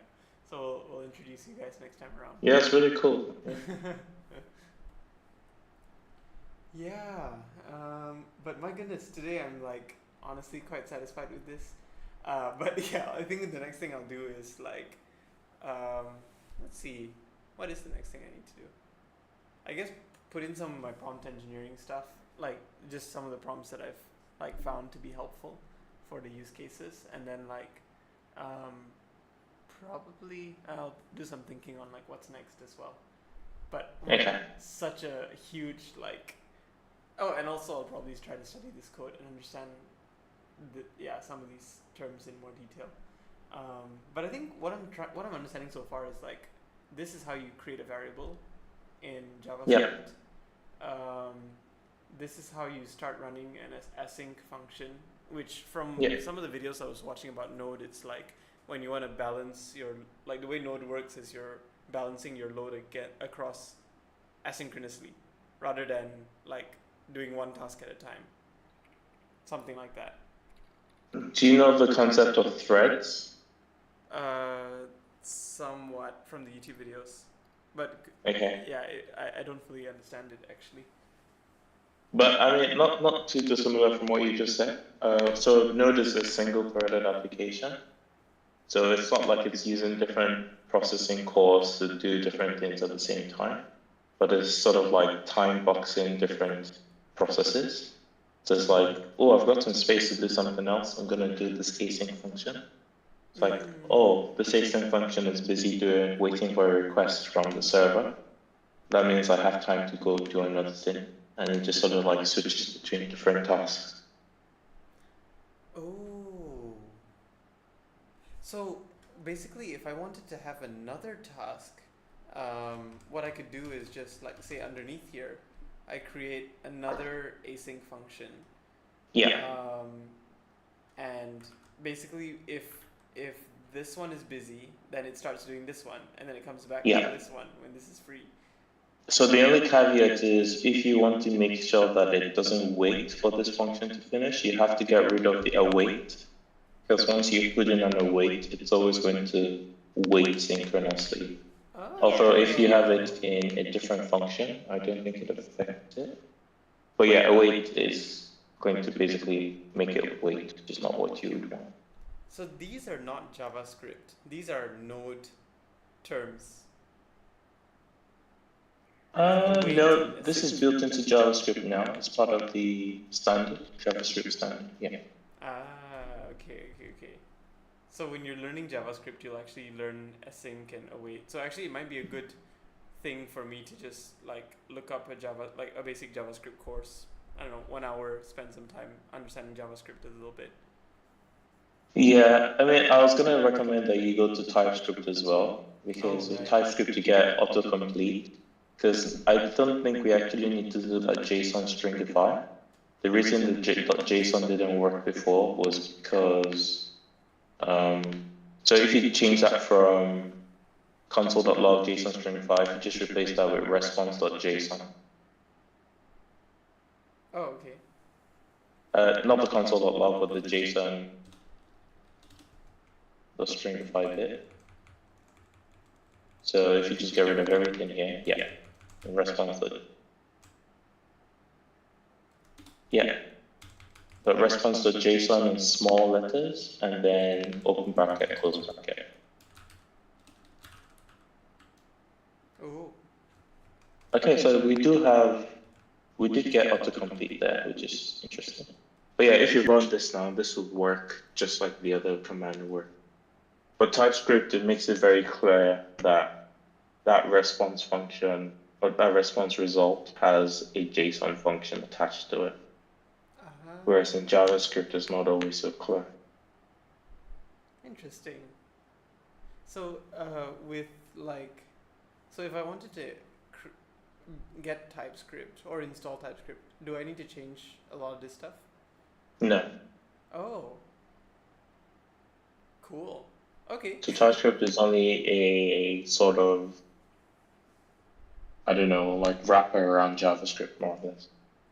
It's not really its own programming language. It's just like adding some decorations to JavaScript. Right. Okay. So I just do a yarn add TypeScript. Yes, but you want to add it as a dev dependency. So yarn add -d. Oh, that's the thing that capital D. Yeah. Oh. As a dev dependency. So if you go into your package.json, you can actually see what it's doing. So I don't know if you remember, if you open your file explorer. Not this one, the other one. Yes. So if you look at the bottom, you have TypeScript now added to your project. Oh, interesting. But TypeScript requires a bit more setup because you can't run a TypeScript file directly with Node. So you actually have to configure it. Yeah. Right. Okay, I shall. So I'll Google configure TypeScript into Node. Kim, do you have a profile I could probably check? I'm curious to know what you've done so far. Let me think where is the best place because my stuff is a bit of everywhere.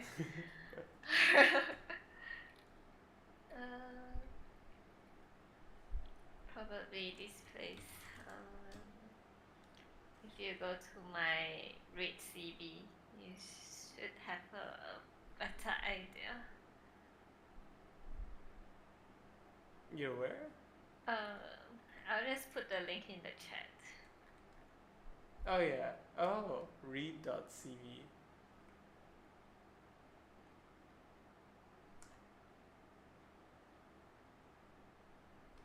Yeah, I see you studied in Sheffield, my friend.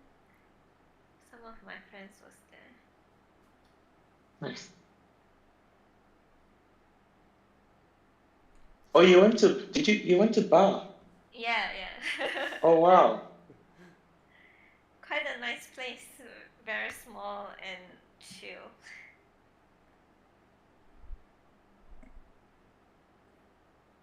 We're all scrutinizing you right now.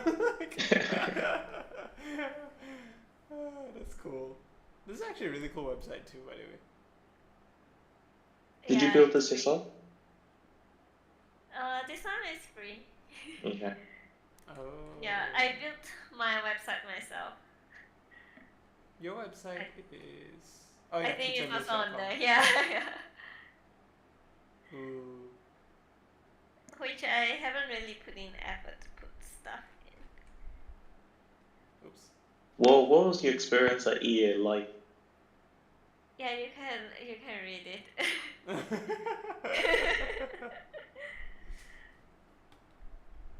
Wait, you did animation? Yeah, the stuff with pink is what I did.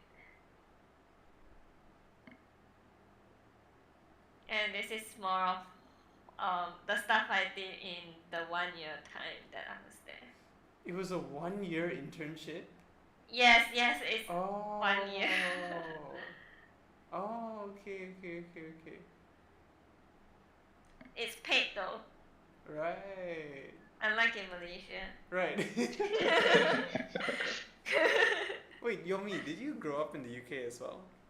No, I grew up in Nigeria. Oh, okay. Yeah, I see like in Nigeria, Lagos, I think. Yeah, Lagos. Yeah. I used to live in Port Harcourt.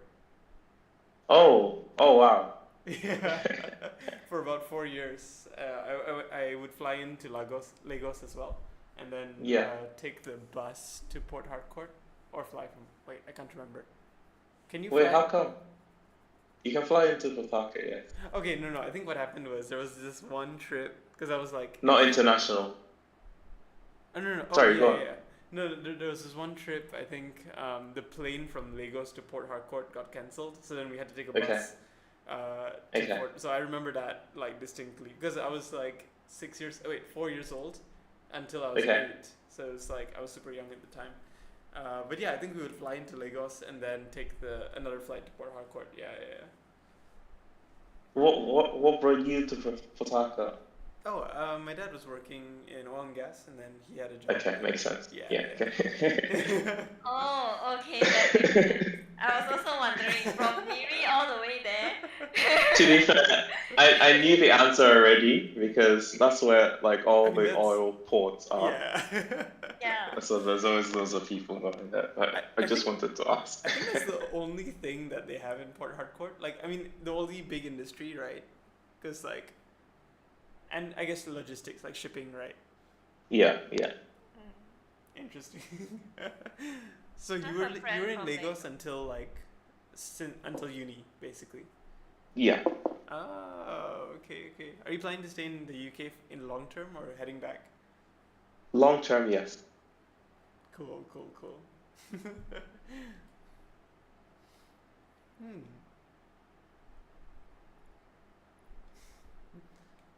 Cool. This is really cool. Yeah. I'm looking at the Kim's page. Yeah. Oh my gosh. Star Wars. So it was in the UK as well. Yeah, this was in the UK. Oh. Your CV looks so good too. It's very simple.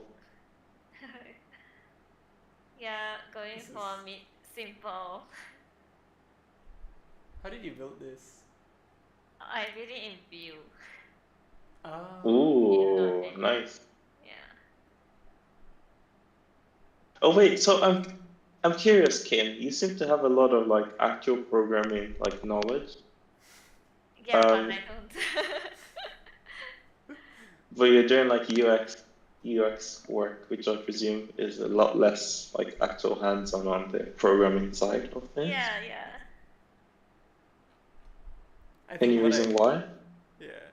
I prefer to not code, but I also like to know how to code. If Okay. that makes sense. It's like Yeah.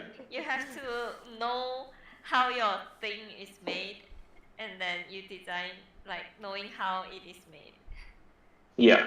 Yeah, so that was my thought, and I kind of went backwards because I initially thought I was going to be someone who is more into research, and then in the end, I'm like going backwards in a sense, like I'm going from development to the design, and initially I was thinking after design I'll shift into research. But right now there's a lot of overlap between design and research, so it's fine. So I'm doing like all three together. Hmm. That's cool. Yeah, so yeah, my background is not even in coding initially, but I think I'm affected by my parents a lot because both my parents have a computer science background. Oh. Oh wow. That's so They both rare. know how to code. And then I'm like, okay, I'll just learn. It will be easy. I should have a gene somewhere in there. Wow, that is so rare though. Cause like in your parents' generation, I don't think there were that many programmers as well. Like. Yeah, there were not many. So they watch how C developed into C#, C++. Ooh. Yeah. Whoa. They were looking at mainframes and then seeing how it went from mainframe to having an interface, and then today they are just like lost. Yeah. Whoa. I was what is cloud the other day. And then she's basically saying like, okay, so you are renting computers out to people. And then you are basically monopolizing it. And I'm like, I think that sounds about right. Yes, Yeah. you are correct. Oh my gosh. Yeah. It's interesting. Whoa, you ship Battlefield 5 and Need for Speed. Yeah, I think my name isn't in Battlefield 5, but my name is in Need for Speed. Whoa. I'm gonna have to tell my friends that I know someone who is in Need for Speed because they played the game quite a lot. Ironically, I didn't. Yeah, but I did play a lot of Battlefield, and I don't like playing Battlefield because honestly it gives me motion sickness. Oh. Yeah. But I play a lot of other games, not the games that I make. And I think a lot of people in the games industry actually do that. They don't work in what they do. I mean, they don't play the games that they don't make the games that they enjoy most. Oh, Yeah. interesting. Yeah. Otherwise, you will grow to hate it. Yeah, true. Yeah. That's a Nigerian name there. Yeah, yeah. Oh, interesting client. Oh. The I'm client not was based surprised. in Nigeria. I have a friend based in Lagos, and now she moved to Germany, I think, or Okay. somewhere, Belgium, I think. Yeah. Wait, is this yours? Why? No, cause like. Wait. Did you build this? I partially built it. But this was part of something that I was working at for a company in Miri. Oh wow. Yeah. This is cool. I built some of it. I think it has been updated since then. Yeah. This is such a niche thing though. Like, I'm surprised that someone in Miri. Yeah, it's just at Miri Airport Road. The founder is like someone quite young. Oh He wow. said he got sick of working in Singapore and came back to open this. A calculator app. Open the company, and then the company does this SaaS, like this calculator thing, and he has other WordPress websites, and I heard he earns about $10,000 US. What? From a simple calculator app. And other stuff, yeah, with other stuff. Okay, combined. okay. Yeah, everything combined. But See, this is why I feel like I'm not doing enough. I feel like I'm not doing enough seeing your CV. It's so interesting. My goodness. Oh wait, that's... I don't know if I've ever shown you my blog as well.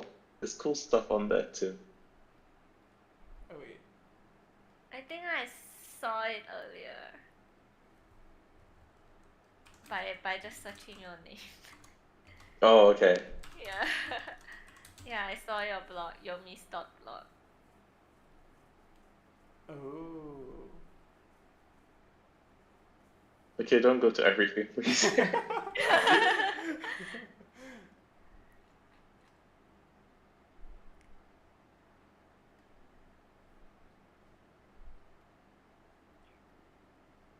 I see Yomi's profile is more like very focused.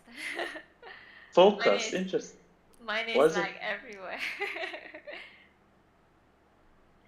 Focus in the sense where you are focusing in depth, like whether it's Raspberry or AI, it's all Ah, okay. very. No, still but we have focused. different interests though, right? Yeah, yeah. Ooh. Wow. So this is why I needed to add that limit. Yeah, my goodness. And I still live in the UK. It's better. It's not as heavy on your wallet.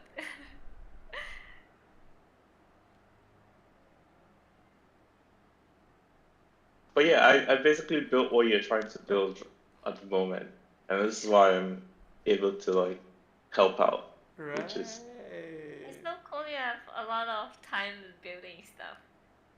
No way. Do you like? Are you serious? This is what you Yeah. type. Are you typing on this right now? yeah. Oh shit. Wait. Does it feel more ergonomic with it being on the two sides? Yeah, I really like it because I can have my mouse or my trackpad in the middle, and I feel like it's a lot nicer than having to stretch all the way over to like a mouse on the side. It's just sort of like right beside my keyboard, and I can just move back really quickly. My goodness. Oh, like this. Okay. Yeah. That is so sick. It looks like you're like controlling an airplane. Like. There's a whole community of people online that do these types of keyboard. Yeah. It's crazy. Interesting. But So do you play any games? Not as often anymore. I sometimes play Fall Guys. Because I would imagine that mouse space is not enough for an Yes, FPS. it's really good for FPS too, because you basically just have one side off, and you don't have to sort of slant your keyboard like many people do, like to But have some space. you need a big space. oh, so you only need one side, so the other Yeah. side can just Yeah. like. Then you've got the Yeah. whole like. Okay, that makes sense. Dang. But you can buy these parts basically. So the PCB, I bought it, but the sort of gray middle layer, I 3D printed that, and that's so I could put a battery in there, and I also designed my own switch. So that switch doesn't look great, but it works, which allows me to switch it on and off. Oh, interesting. And then I soldered the other bits again. Oh yeah. Interesting. Is it cheaper than buying a stock split? No, it's not. Oh. It's about the same price, probably maybe a bit more expensive. Right. It's nicer building it than buying it. Do you use an ergonomic mouse as well? Oh wait, no, you don't. No. Have you considered like those vertical mouses? Yeah. Have you tried it? Only very briefly, but I don't think I need that though. So your wrist pain primarily comes from the keyboard, like, yeah. To be fair, I'm not so sure anymore. I think I probably just injured myself somewhere else. Right. Like, because I think I fell off my bike at some point, and that's what caused my wrist pain, but I didn't realize it. For me, it's mostly my mouse, because like I used to do a lot of video. I still do a lot of video editing, so it's always like mouse clicks everywhere, and then that gives me quite a bit of stuff if I don't like pause. Yeah. I think I used to use the computer so much that I did get carpal tunnel at one. Oh no. Tunnel at one point. Yeah. But I think it's fine now. I just have like a part below my hand where it's just bumped. Yeah. Okay. So that's the after effects. But did you manage to fully recover, or do you still get like? I didn't feel the pain anymore. I just rested for a long time so that it recovers. Yeah. Yikes. Yeah, that can be quite scary. Yeah, because it was starting to hurt, and then I ignored it, and then it hurts more. More. I reached a point where I couldn't hold it anymore, so I rested until it got better.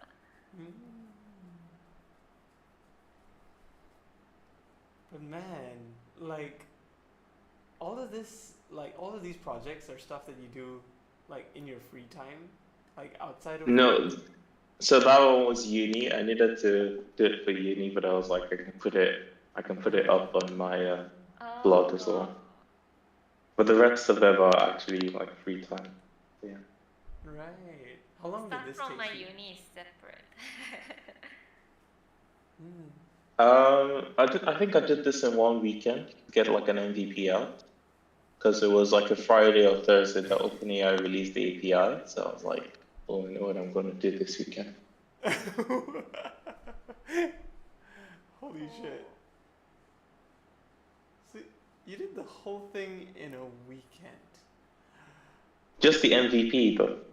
But wait. So if you scroll down, the MVP was not this picture. So the MVP was not with like the tabs and the switching. The MVP was just this, but without the like use GPT-4. So I'm not sure I had GPT-4 then. Yeah. Oh yeah, right.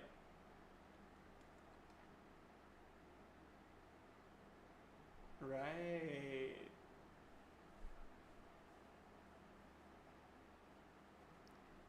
I probably should have put a date when I updated that, but yeah. I'm always more of a thinker. I think of what I want to do and then I don't do it.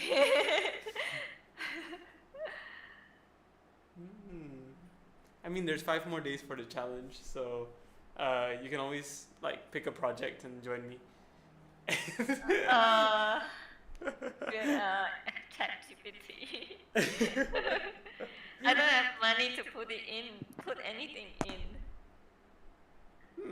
I mean, it could be like a UX project or something else as well. A UX project. Yeah, I have been working on one, but it takes forever. Have you? If you want to do AI, there's something called Ollama. I'm not sure if I mentioned it before. Ollama. So OLLAMA. Yeah, that one. Yeah. Okay. Oh, that's such a nice landing page. This one. Okay. Ooh. Windows coming soon. Well, I'm on Windows. Oh no. Wait, you can install WSL. Windows Subsystem for Linux. Get a Linux virtual machine. Yeah, inside Windows, yeah. Okay. Oh wait. Yeah. I don't have space on my PC. I'm waiting for a new SSD to arrive so that I have space. Wow. Nice. Yeah. View. So do I just... You won't be able to run it because this is Linux, but you can use another one called Ooga Boonga. Yeah, it's a weird name, but it's OOBOONGA. BO. Hey, wait. No, OO. OON. Ooga Boong. Yeah, I think that should work. And just do like LLM AI. maybe. Yeah, AI. Yeah. The next one, the GitHub one. Ubab. Yeah. Okay. So yeah, if you scroll down, it would have. Oh yeah, they have a subreddit, so they just did. So cool. But yeah, this one works on Windows too, so you can run like large language models locally. Wow. Might look into it. Oh, locally. Wow. Yeah. That's interesting. Oh shit, this is so interesting. So I can use it to do stuff like translations? Yeah. I actually have one running on the internet as well.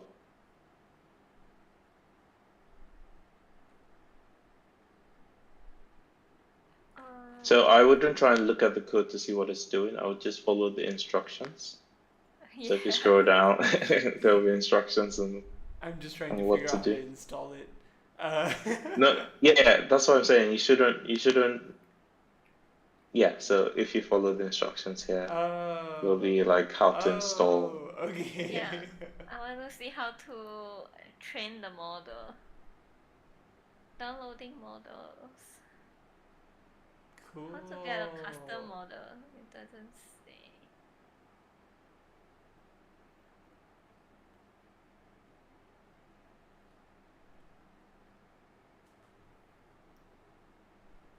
Actually, I have no idea how they work. So you'd only be downloading models. You won't really be training them because it requires a lot of like resources to train them. But you Yeah. can. So if you follow the instruction, yeah, start with this part. I think was okay. Because if I was to build a weekend project, I will want to feed it some data. Oh, you can use something called RAG. Have you RAG? heard of RAG, Retrieval Augmented Generation? No, I haven't. Augmented generation. Okay. So this way you can use an already trained large language model, but you can still feed it your data. Oh. Is this how you built Yomi? Like chat with Yomi? No. For mine, it's a bit easier because all I have to do is use a very elaborate system prompt. You can actually go look at the system prompt I used. I have it in a Git repository. Oh. So if you search for link hub, yeah, right there. So I was using the Vercel's template. Ah. So I don't know if you remember. This is why it was very easy for me to spot that you were using. Yeah. Yeah. And if you go into pages Oops. and then API,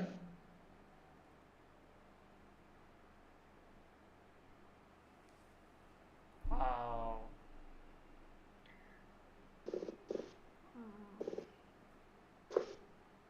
it's not the cleanest code that I have here, to be fair. But if you scroll down a little bit, Oh. you can see my prompt here.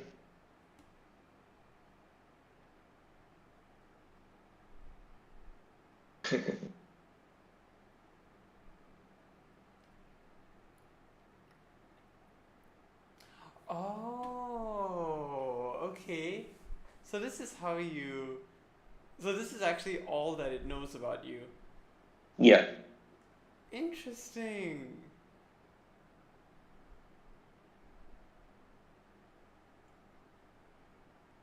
Hey, you did the string fight too. Yeah. Interesting. I'm looking up a RAG now. RAG. Are there any models to use out there? Yeah, Mistral AI 7B is a decent one that you can run locally quite easily. Oh, open source, good. Yeah.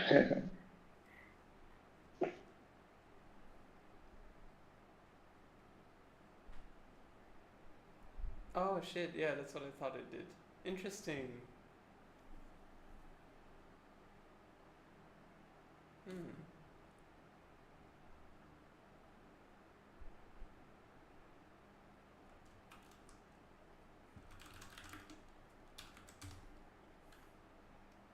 I heard this company, Mistral AI, they just They're went. valued at $2 billion. Yeah. $2 billion now. Yeah. And they did it in like, it was like 6 weeks, I think.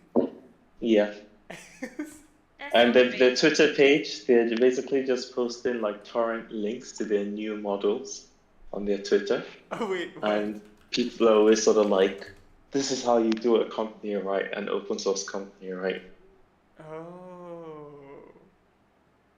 Because it's like, Wait, is new it a model, very, very unannounced. They just drop like a link to their. Oh, Oh, yeah, you just get a torrent. yeah. P2P. p. 1.6 million. Oh my goodness. Just sending this. Yeah. Wow. I mean, it will be a model.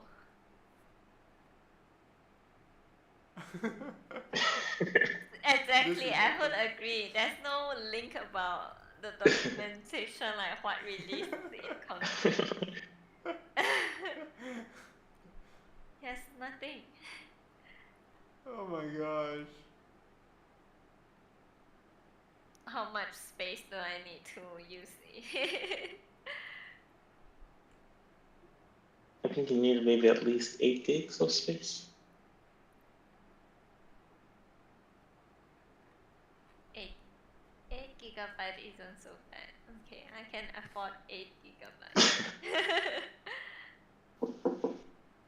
Wow. So they actually have a new model now that competes even better than like GPT 3.5. Oh my Wizard? goodness. Maybe if you go into products. Oh yeah, that makes sense. There's a Mixtral 8X. 8X, yeah, that one. Wow. Supports multiple languages. Yes, that's what I want. So it's called a mixture of experts model. So it's basically 4 or 8, 7 billion parameter models Oh. that have been fine-tuned to be experts in different areas. And you can basically ask it a question and it'll try and look across all these different experts and figure out which one can best answer the question. Which is what people speculate GPT-4 does, which is interesting. Yeah. But I think ChatGPT has a big flaw, which is sometimes mixing up facts. Yeah. But I think that's just the flaw in large language models in general. Yeah, because in the end it's a language model. Yeah. It's not picking up the maths. So another thing about this model is it's also uncensored, if I recall correctly. So whereas ChatGPT, if you say, can you make a bomb? I would be like, I'm sorry, I'm not going to be able to help you. These models don't have limitations on that. Okay. This is good. It's not like I want to build a bomb, but sometimes I want to ask it questions. Like what? How was it that I was searching? Let me look at OpenAI history and it was telling me shit.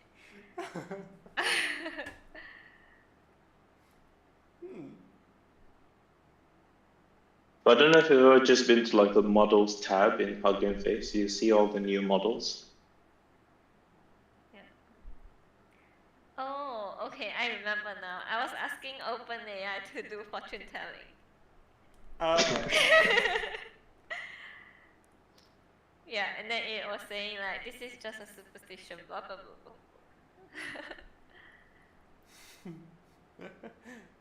That would have offended a lot of fortune tellers. So Microsoft Spy 2 is a new one I've heard a lot of people talk about. Oh. I haven't looked at it just yet, but Microsoft. This is crazy. There are so many AI models coming out every single day. Yeah. Wow. It's hard to catch up with all of them. I wonder, like, how do even those engineers keep up? Even for me that tries to keep up, it's hard for me to keep up.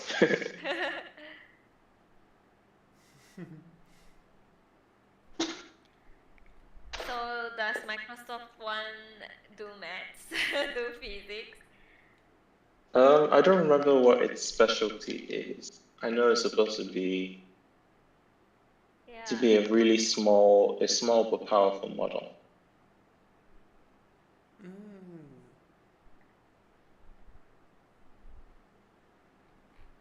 Interesting. How do you download these models, by the way? It's usually the LFS that you're looking for. Clone. You can clone the whole repo, but sometimes you might just need only the safe tensors, and you can just load that into like Ubabunga. But Ubabunga, if you're using that, can already automates the download process for you, so you don't have to go and download it yourself. But yeah. Oh, what is your GPU? NVIDIA. Do you use a CUDA? Do you want to use CUDA? Yes, I would say yeah. Oh, yes.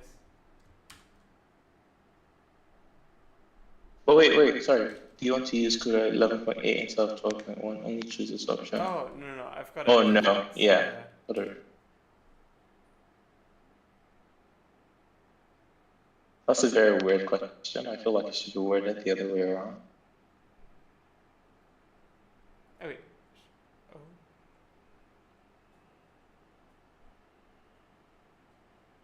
Oh shit, it set up the environment in my downloads folder. No, I think it set it up inside the actual folder where you have this file, Ubabunga, so it's fine. Ah, okay. Cool. So wherever, yeah. I didn't know command prompt can do this kind of stuff. Can do what? What do you mean? Like installing things and yeah, this kind of stuff. You should take a look at WinGet. I'll show you if you have before. WinGet. Yeah.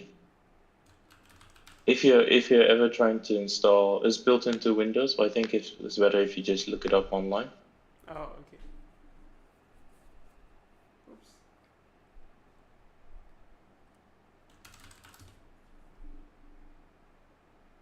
Oh.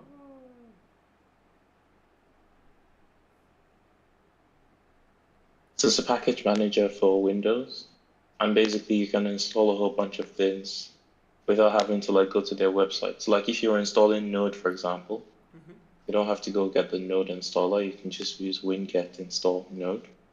Cool. And it just sort of simplifies the process. It's very similar to, I don't know if you've heard of like APT on Linux. No. Do you actually use Linux? Yeah. Like just for like browsing the internet and stuff? No. I use a Mac, but a Mac is Unix based. So many of the commands on the Mac are also the same ones on Linux as well. Oh. My server runs Linux.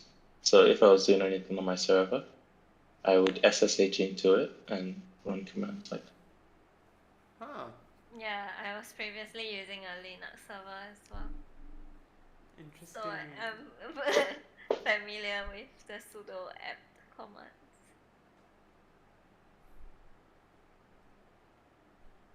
I really think Linux is the best platform. For hosting, for servers. For everything. Or maybe not for just like regular desktop use.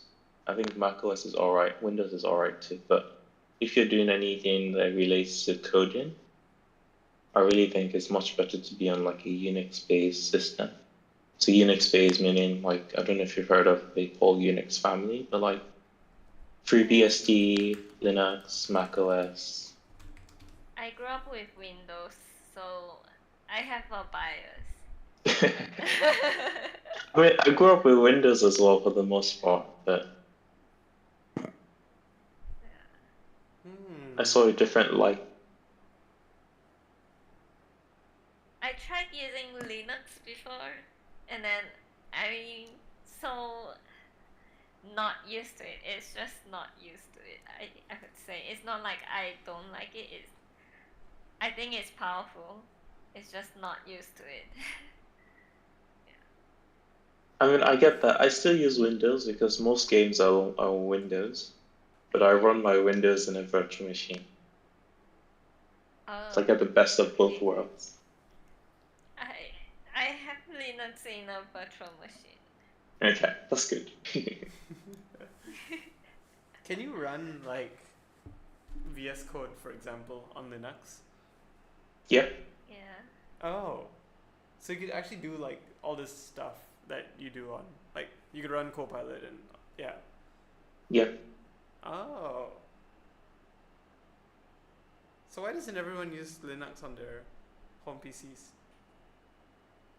Well, Microsoft has a very good relationship with the vendors like Dell and all sort of manufacturers to sort of make sure that it's Windows that gets shipped. And also Windows has become a household name that if you weren't selling a laptop with Windows, people would sort of be like, so how am I going to use my computer then? Interesting. So I think they have a really good like marketing and sales team, Microsoft. So Wow. and Linux doesn't exactly come with like support as well. So if you were selling it in like an office environment, you wouldn't have like support when things go down or things aren't working as they should. Interesting. I don't know if you've heard of Java, but it's the reason Yeah. why Java is huge in the finance world. Because when Oracle started, they were offering support for Java, and at that point, it was what companies wanted, and they've more or less just kept to those same systems for ages. Right. Huh. Because, so, let's say for example, I bought a new PC tomorrow and I don't want to buy a Windows license.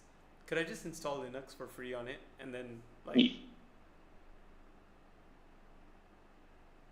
Say that again, sorry.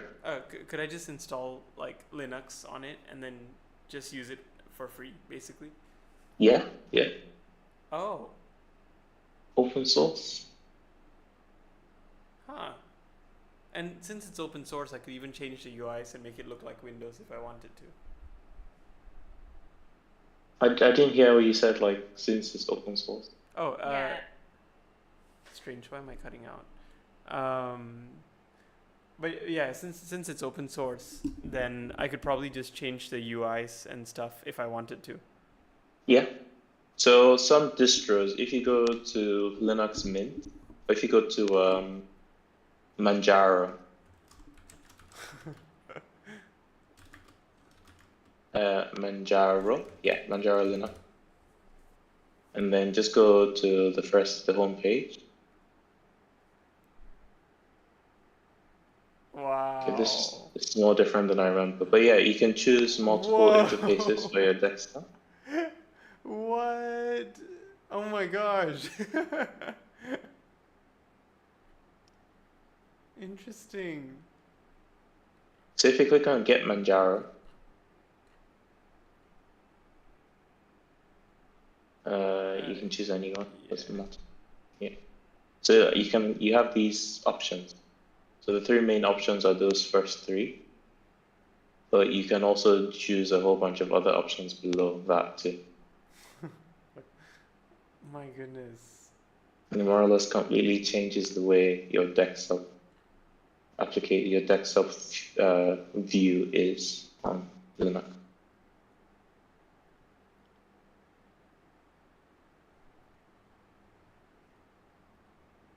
I don't think you need to download it though. It's 4 gigs. But yeah, you could always play around with different Linux environments in a virtual machine as well if you're ever interested in doing so. Right. That's so interesting. Yeah. So in that case, probably the next time. Oh, but then a lot of software is not compatible with Linux, right? So like my video editing software or Figma or something like that. So DaVinci has a Linux version. Whoa. Figma is a web-based application, so it's available everywhere. Discord as well. OBS is also on Linux. I think it was on Linux first too. Spotify too. So many apps are moving to like this web-based wrapped versions of their apps. And The issues you will have is with games. yeah. I see. But Steam has been working really well on that too. I don't know if you've heard of the Steam Deck. Oh yeah. So they've been adding a lot of support for Linux. So they call it the Proton layer. So I think the Wikipedia page will probably be good enough. Oops.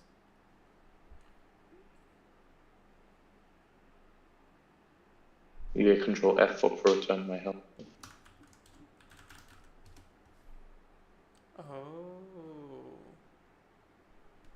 Oh wow. So, without modification. yeah. That's interesting.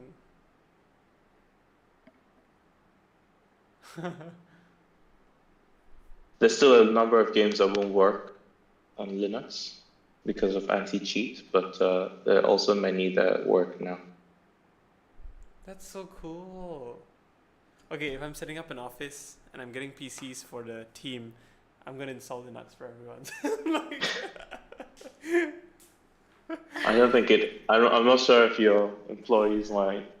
Yeah, your Mac employees might have the biggest complaint.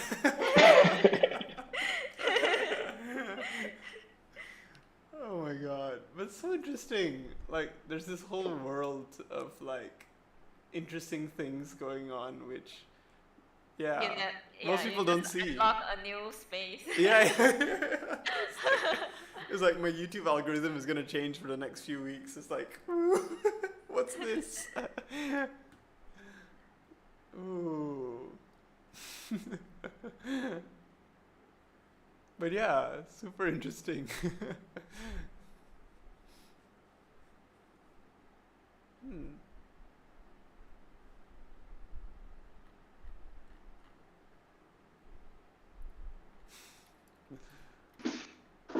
Amazing. So these guys are open source too. So at some point, Sam Altman was like, we don't really see any small company being able to challenge us in terms of foundational AI model.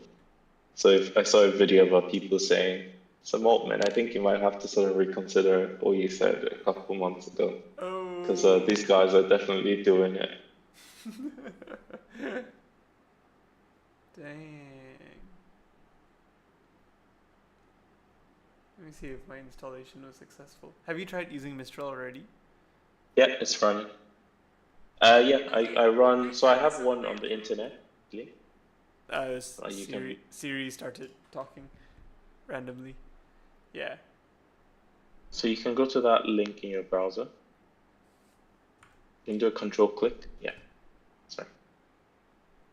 Oh. Wait.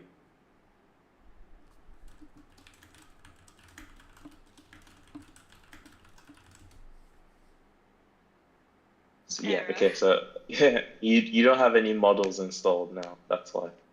So you need to download a model first. I was going to let you just run it. So if you go back to the GitHub page for text Ubabunga.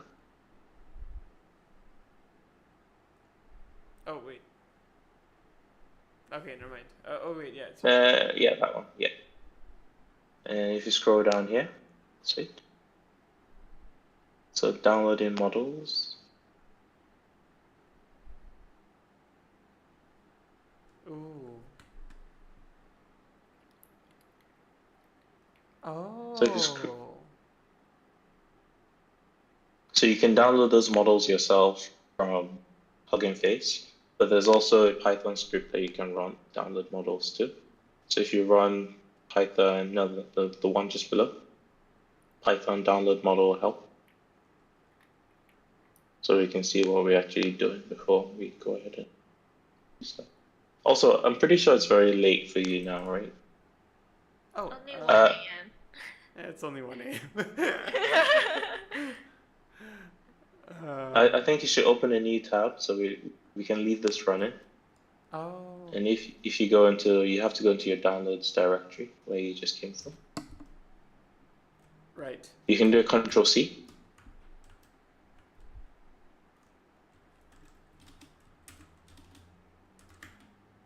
Wait, was it CD?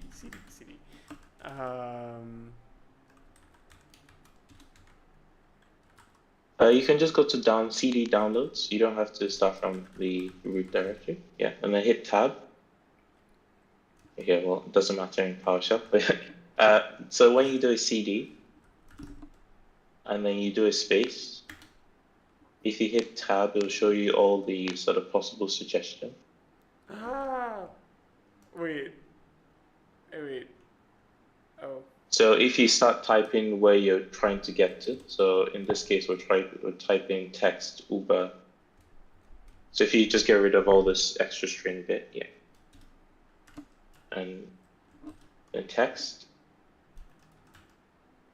No, you have to type it in first before tab. Oh.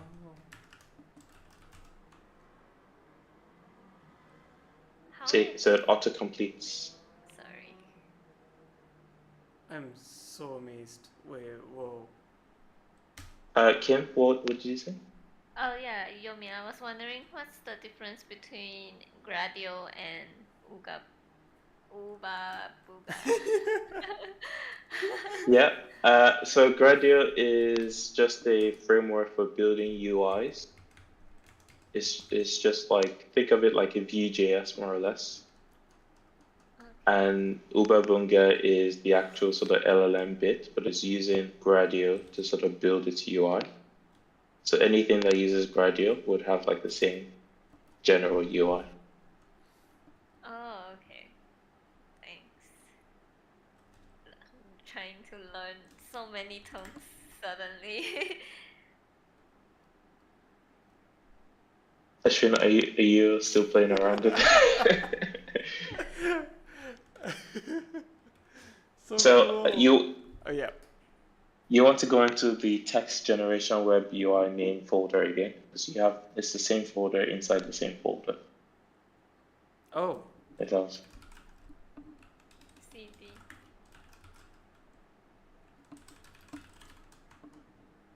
Yeah, enter. Okay, cool. So now we're in the right folder. Now you can run that Python command. If you do an ls will just tell you what you have in this folder, and it gives you. Yeah, so these are all the files in that folder. So I gotta. Oh wait. So we're trying to run that download model.py. So if you do the Python command that we copied. Oh. Also, these guys got sponsored by A16Z, I think. Oh dang. That's great. That's amazing. Oh, it's supported by 5 languages only. I think that will be official support. I don't think it doesn't mean it doesn't know more language. Oh, okay.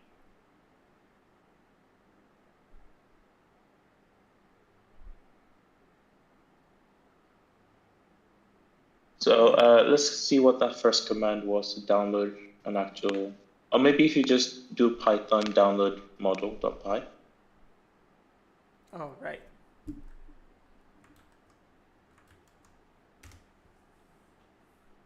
Okay, you have to specify. So if you do Mistral, you have to go to Hugging Face and go look for the name of the model you want to download though.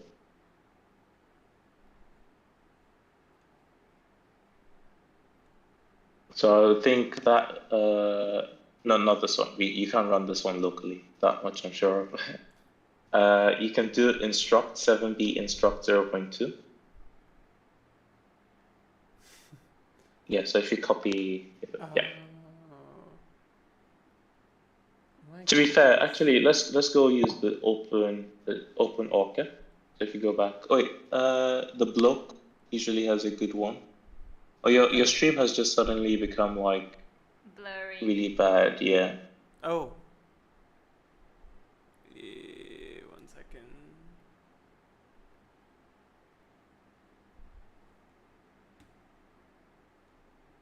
Hello. It's a bit better, not as good as it was like before. Huh, interesting. CPU. Oh wait, is it because of the install? No. I don't think we're downloading anything now. Yeah, okay, strange. Yeah, it might return, but nothing. Yeah. Yeah. Okay. So I think Okay, it's back now. Just good.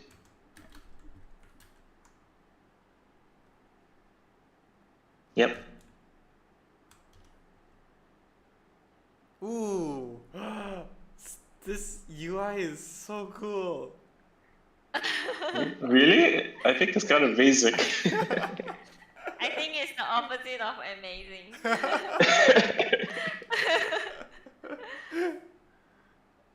Oh my god.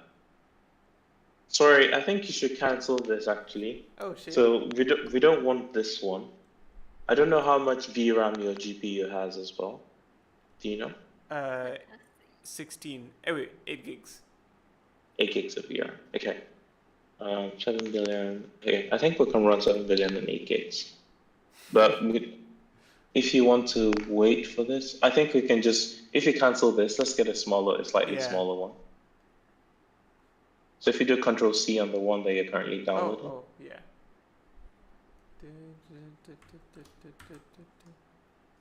Oh, wait. Uh-oh. Make sure you click into the console. Yeah. Okay, wait. Control C. C. Yeah, that's. It's not working. Try Control Q. Control Q. Control Z. Control Z. Wait, make sure click on like the empty space below. Yeah, and then do Control C again. Yeah. Maybe try spamming it, like just Control C. Control X. Control X. Control There's still a few keys other than Control X. Okay, nothing is working. Okay. You can just close the PowerShell tab. Oh. Yeah, and you can Did open that a new work? one. Yeah, that'll just stop the process. Oh shoot. Stop. Interesting. It might have partially downloaded stuff. So if you go check inside the folder, it's like text. And check again, and then scroll down to models. I think it was. You've gone past them. No, models. So MODELs. Oh. GE. Yeah, so that's you can just delete this. Is there a way to delete without deleting to recycle bin first? I know how to do it on macOS. I don't know how to do it on this. What's the question? To delete without going to recycle bin. Control Shift Delete. Oh, Okay. That's cool. Permanent delete. Yeah. Okay. Right. Let's see. So yeah, we're looking for. I think the block. I think I've used one by the block. There's also like Open Orca as well. So maybe if you filter and type in Orca. Let's see if he's done anything recent. Wow. So this. Just go to the block then. So these people are developers. They sort of repackage the models from like the sort of base models into a more usable format that is easier to sort of run. Wow, I see. And they're very diligent about doing it as well. They're very quick to. So if you scroll down, we're looking for like a GGUF. So that GGUF is pretty good, but we're looking for, click on that, copy link address. You can actually just download this model directly. So if you do like a curl, so you go into the right directory first. Oh, yeah.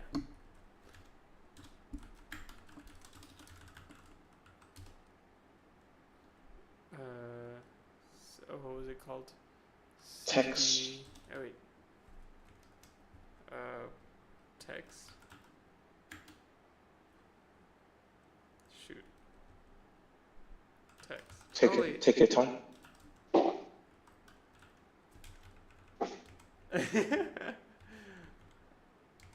LS. Oh shoot. What does LS do again? Oh my god. Right. I know what LS does. Yes. You can do a quick CLS to clear this. Okay. How else can I do this? There we go. Nice.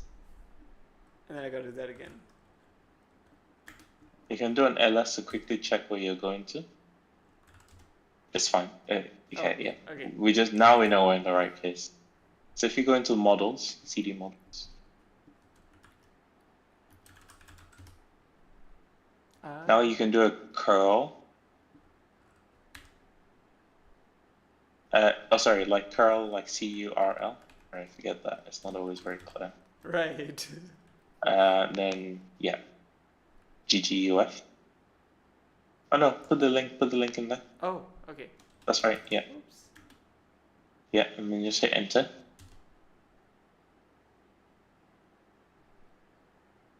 That did not download the right thing. If you click on the link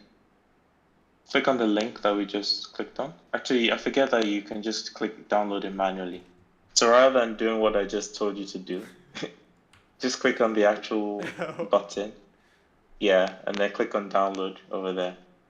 You can actually right click on the download now if we want to do it the nice way. But yes, you've done it already, so right. you're downloading it. You just put it in the right place once it's done downloading. Okay.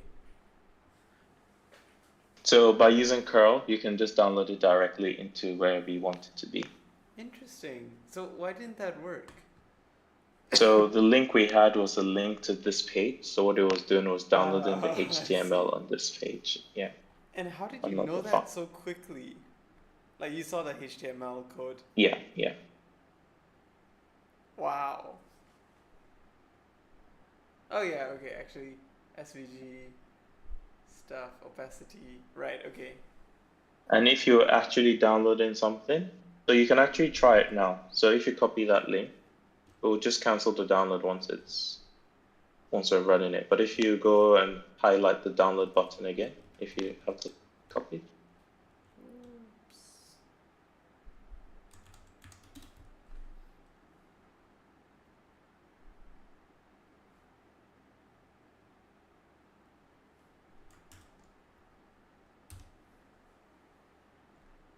That's what you get instead.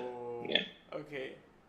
It looks a bit nice on Linux, but this is what you get on PowerShell. Yeah. You can hit Control C to cancel this because you're already downloading it. Oh. Well, since it's downloading in the right folder this time, I might as well. Okay. Yeah, then I'll just delete the other one. Yeah, okay. Alright, maybe I'll just cancel the other one actually. So this is what people used to use how people used to use computers. Well, people still use computers like this, but yeah. Yeah, it used to be like that, mainframe. It used to be only the terminal. Interesting. Have you guys seen the Steve Jobs movie? I think it's just called Jobs. But basically, yeah, it tells the story of how when they were first inventing the first Apple computer, basically, it was like this. Oh yeah, it was Steve Wozniak who was like just playing around with something that looked like this, but it was like I think they didn't have a monitor and a keyboard at the time. I don't know how exactly it worked. Like before monitors, computers used to be a whole room. If that's what you mean. No. It was so they were still building circuit boards, and it was still yeah, but people couldn't interface with it. Yeah. I think they had keyboard interfaces back then. It was the mouse that they didn't really have, and I remember Steve Jobs was one of the innovators in that. Xerox with mouse.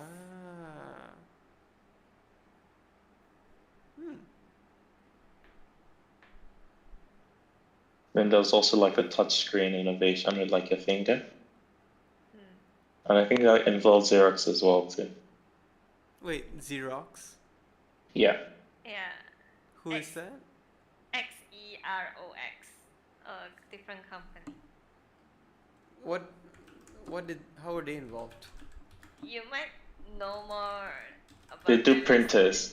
Yeah, you might know them as printers. Huh. But they invented the mouse. What? And I think the touchscreen as well too. Yeah. Oh, yeah. Oh wow. Interesting. Oh my god, that's so cool. I want So one of essentially, those. Steve Jobs was like invited to go see this thing at Xerox Park, and they basically copied off what like Xerox had or something. I think there was a bit of like a back and forth at some point, like who invented it Yeah. first. Right. Yeah, look at it. Upon visiting Xerox, Steve clearly recognized the GUI. Oh no, he just missed Yeah. Oh it. yeah. This one, yeah. Yep, he stole it. And that's why to me Xerox is always the original inventor of the mouse. Whoa.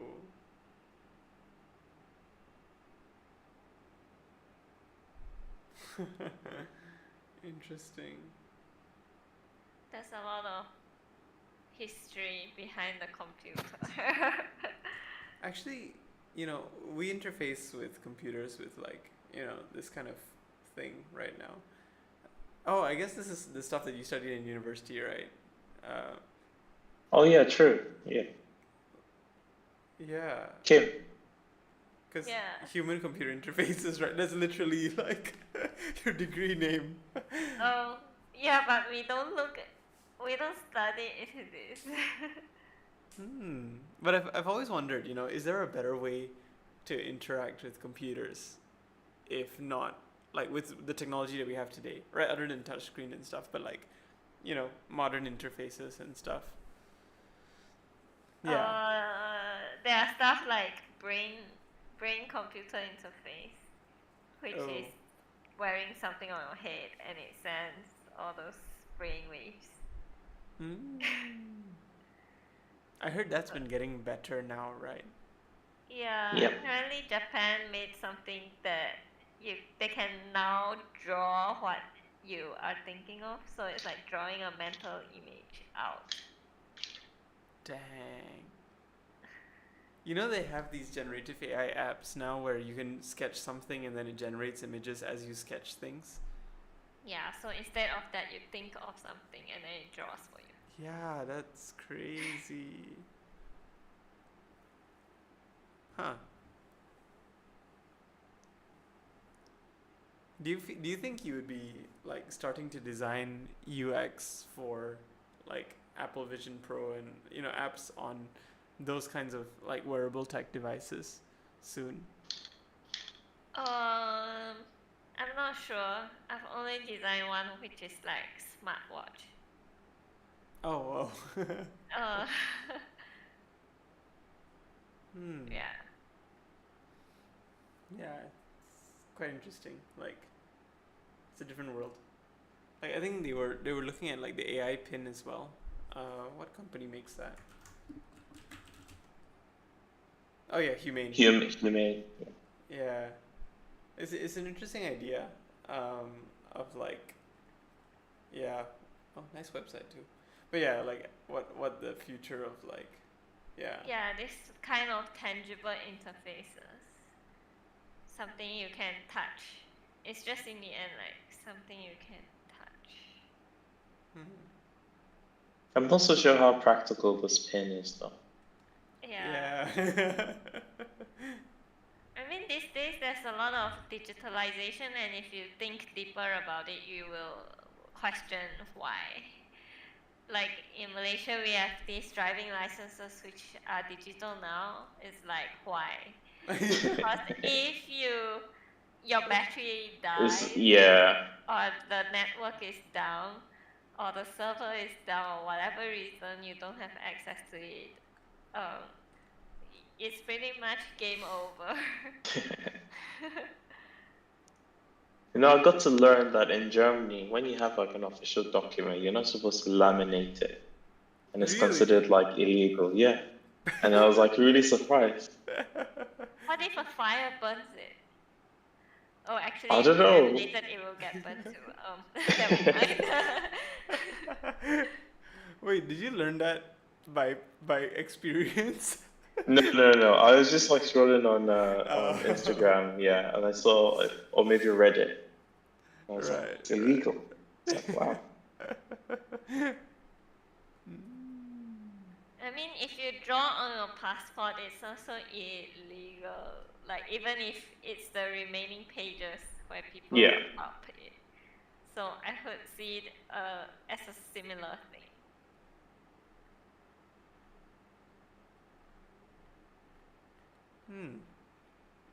Have you seen the Ray-Ban glasses though? Oh, I feel like I think glasses would be a better way to sort of integrate like cameras and voice tech yeah. than a pin. I can't imagine because like I mean with the pin you still have to kind of like look down at your hand, like I don't know, and there's a limited amount that you can project onto a hand anyways. Yeah. Like a watch would make more sense, like you know, than a pin. But yeah, I think the glasses one is pretty interesting. Like I can't imagine. The glasses one is. I'm not sure about what are the impacts on your eyesight. You literally have a screen on your eyes. Like, what's the impact of it on your vision? Will you have bad eyesight in the long run? And what's the amount of radiation from the glasses? So the thing is, I never fully understood that problem, like the eyesight problem, because like with old CRT TVs, you are getting electron beams fired in, like you know, at the screen, and some of them pass through and stuff like that. So that goes directly into your eyes. So I can see the harm that would create. But with LED technology and stuff, it really is just photon emissions. So is that dangerous, or is it equivalent to just looking at outside on a sunny day, you know? So could that be harmful? So that's the question. So like, if not, then probably the glasses wouldn't really. It's a different anything. light though. Like outside is UV light. What you're seeing from your screen is blue light. It's not ultraviolet. It's a different frequency ray. So I've looked into this quite a lot too because I have bad eyesight and I was wondering why, and I think a lot of it is just the fact that when you're always looking at something relatively close, your eyes are not training themselves to sort of use the muscles to look far, look close, look far, look close. It's just like looking close all the time. So it doesn't sort of develop in the sense that it wants to look far. It's not always necessarily like about the sort of light that is coming in, but also sort of like your eyes not training itself to. Both combined as well. Yeah. A lot of factors come in all together. Yeah, true. Interesting. Actually, yeah, I do realize, and also I think because like, when we're playing games or when we're using our computers, we tend to just keep our eyes open a bit longer and just like stay focused on the thing. Yeah, you forget to blink. Yeah, you forget to blink, and like you're just at that fixed focal length like constantly for a long time. And I think, you know, any muscle, when you're at a fixed length for under stress for a period of time, you get like RSI and like muscle strain and stuff like that. Which kind of explains why, you know, one of the typical advice for like eye management is like take a walk outside, like, you know, every 20 minutes or 25 minutes of working, like just look outside and like look into the distance and then come back. Maybe that's like that changing of focal lengths and stuff. Yeah.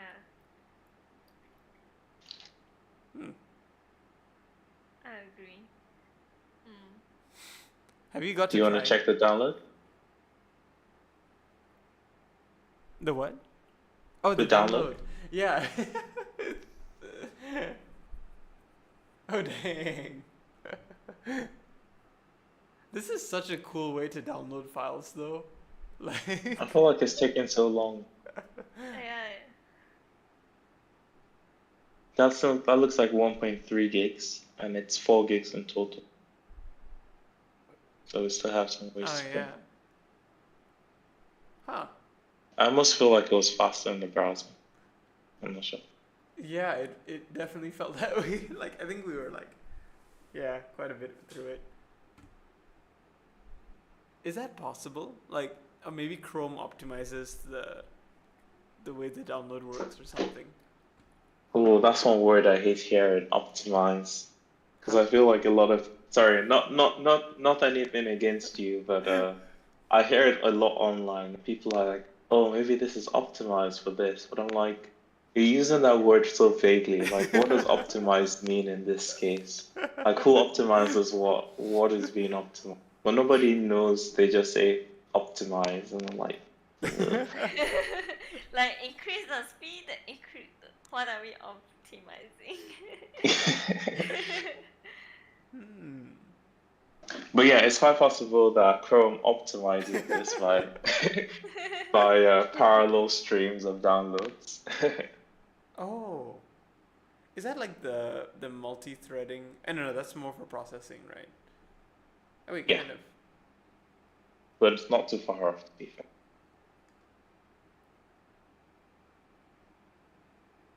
Yeah, that's the one.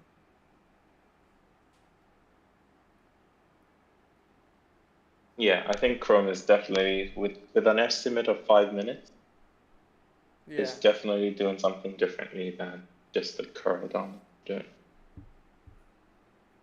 I will never look at tech the same way after like this project. Like, I think there's just so many little things that you don't notice when you're not looking at it, like paying attention to it. Yeah. Even downloading on Chrome is like such a interesting thing now. Like we're at like half a gigabyte now in a few seconds. Like, Yeah. huh. But it could just be that we're downloading the wrong thing in here. No, it seems like the right thing. Another thing will be to convert that bytes or convert bytes to gigabytes. So if you maybe just copy that value, if you can. Oh.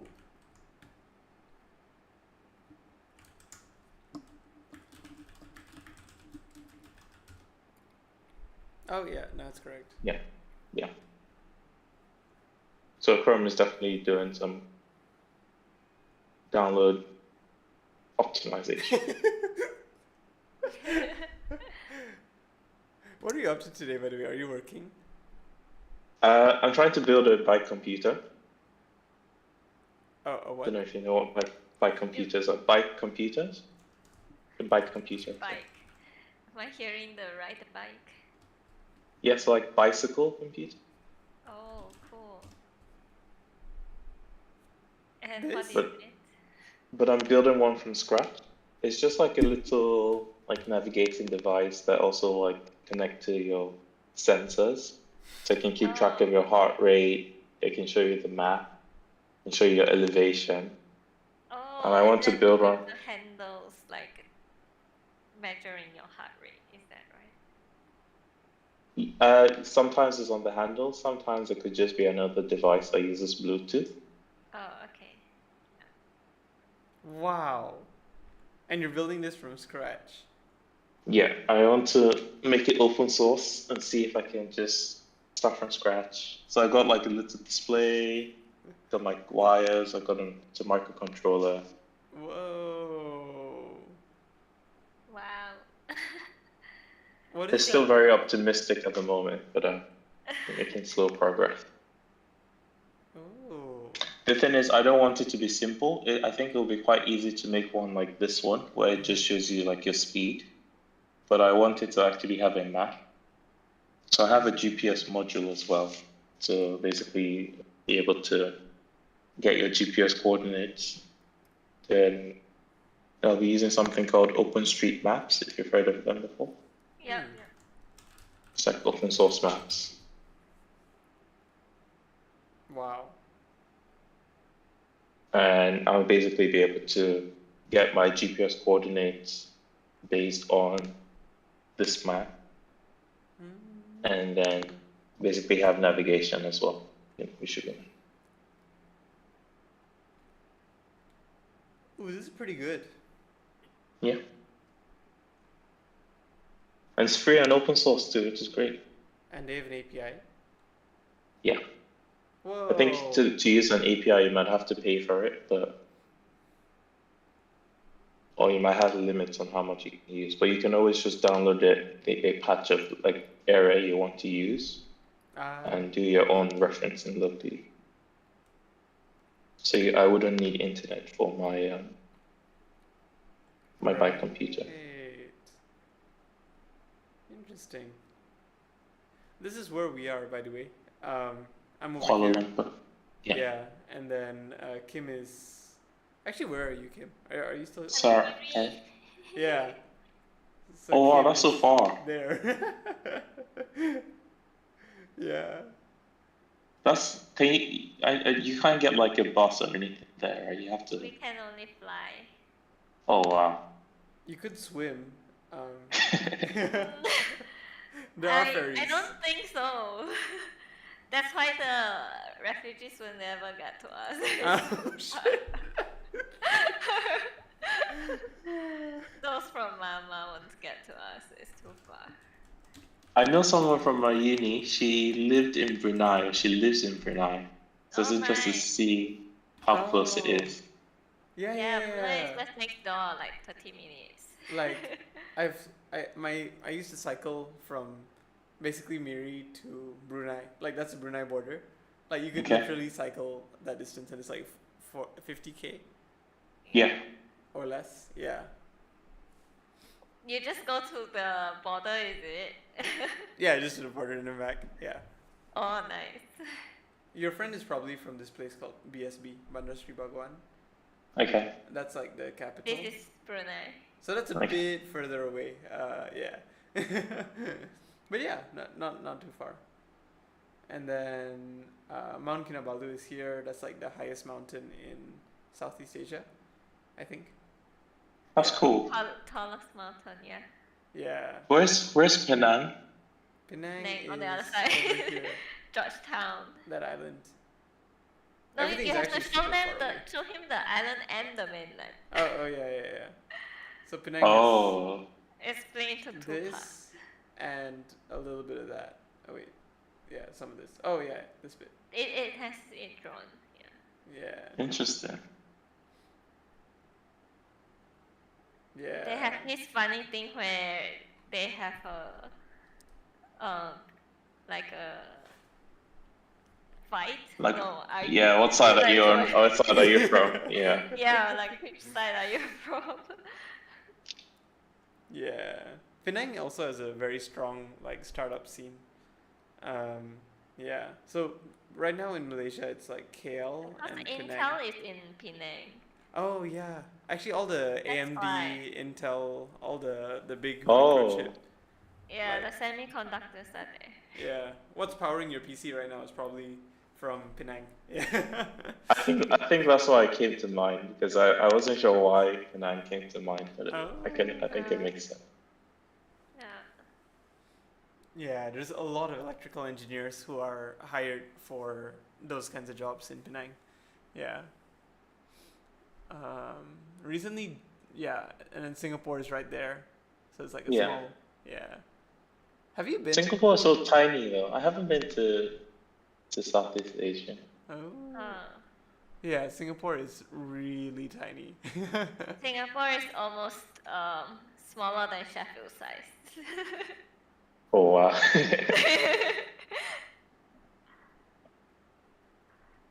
Where's the UK? Oh, there you are. Yeah, I think so. Yeah, I smaller mean, than Sheffield. Sheffield is huge, actually. To be fair, like, where are you now, by the way? Oxford. Oh yeah, right. Yeah. There. I've Yeah, been Oxford to is quite Oxford. tiny. Yeah. Oh nice. The city is quite small. I Yeah. went around Oxford. Yeah. Oh, Oxford has an airport. Yes. It's not really in Oxford though. It's called Oxford Airport, but it's like So far away. Oh, Yeah. yeah. Interesting. So you normally take the train in, I'm guessing. I mean, you stay there, so you don't. Yeah. Yeah. Yeah, I took the train to Oxford. From London, it's like an hour train, less than. Yeah, So around there. But I was going from Bath, so it was taking quite some time. Mm. Wow, this map is so strange. Like, it feels like a brain, you know? Like, you can see all these, like, roads just leading out of London and then one circle around it. And, like, it's so organized in a sense. Like, because, like, if you look at Singapore or KL, the way these are built is, like, a very complex mesh. And there's no, like, centricity. I think KL, yeah. Like, also, like, No, KL have none. Look at how yeah, they're it's like overlapped. super random. But like London is like, yeah, it's so oddly check structured. Japan, Tokyo. Oh wow. Japan, Tokyo. uh, I've just oh, wait, I was shit. just there earlier this year. Oh wow. Wait a second. Yeah, correct. Here, there. Yeah. It says Nihon. Can you read? Yeah, some of it. Oh wow. I mean, it's all kanji for city names. Okay, you are looking at Kyoto now, around there. Oh my god, so This is- cool. This is Chuo area. Wait, capital of Japan Where is you are Osaka, going. right? Where's Osaka? Osaka is Osaka is up. Is it? Is it Oh, wait, left? no, to it's the left. Tokyo. No, down, go down. Left. This Where one. is it? Yeah. Osaka here. Oh wow. Oh, there are a lot. Oh my gosh. There are a lot it's more straight lines. Oh, it's a so grid system. grid. Right? Yeah. That's crazy. Melbourne as well. Melbourne in Australia is also like grid. Oh my gosh, look at that. It's like pixel. I would have assumed it was pixelated. Like, you know. Gosh. Melbourne? Yeah, Melbourne, Australia. That's on this side. The city center is also great. Oh wow, yeah. So structured. Oh my god, that's crazy.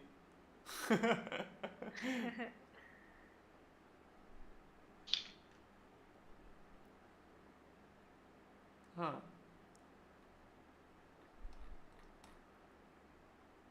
World's pretty interesting.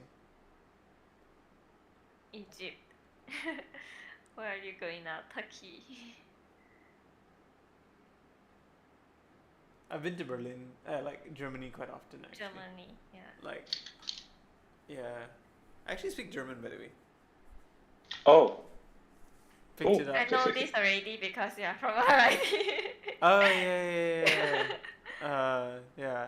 So German is like I was learning it before uni. Yeah. Oh, would you say you're very fluent and like that you can Uh, hold a good conversation? I can't anymore, but let's see. I met my girlfriend at the German center, and then like until today, whenever we want to have a private conversation, Yeah. in a public place, we just speak in German to each other. Oh wow. Well, that's a good enough like level of German to be able to do that. Oh That's yeah, good. yeah. I mean, she actually went to Germany and she was like in fully German lectures and like writing essays in Oh, German wow. and stuff. So yeah, she's like at a different level. I can do basic conversation, but I'm not like super conversational at it now. Yeah. But you especially- can't encrypt your conversations if you speak in German in Miri. There's a lot of people all Oh, from that's- RIT, and then everyone will understand. Yeah. That is quite funny about like even though like we're such a small town in Sarawak, so this is actually where both of us are from. Like so it's like a really small town. Okay. Like a school. School. BMC. What happens in Miri? Is it like a lot of expats or something, or? Yeah, oil and gas as well. Yeah. A lot Okay. of expats coming all for oil and gas. Oil and gas is pretty big in, basically in the whole of Southeast Asia. I think it's mainly Okay. Miri and Bintulu, like these, basically northern Sarawak. This whole sea is very rich in oil. Oh, I see. Is that why Brunei is like really rich as well? 'Cause Oh they yeah, have like Yes. yeah. Brunei has a good amount of water territory as well, so all of this is extremely rich in oil. Yeah. Yeah, That's Miri cool. and Bintulu as well. Yeah, recently I see like an influx of Koreans in Miri. Oh wow. Like so many. I can't. Yeah, previously there was an influx of Japanese. I already noticed them. There was influx of like some British English tourists, and then like I think they stopped coming for some time. But yeah, a lot of foreigners around. Good luck encrypting your conversations. Right. Yeah. Wait, what did you just search for? Oh, oil exporters. Oh, okay. Nigeria is pretty high. Yeah. Yeah. 1.5 it is. million. Oh, and they're also within OPEC. Oh, I didn't know that. Interesting. 7th largest exporter of oil. Wow.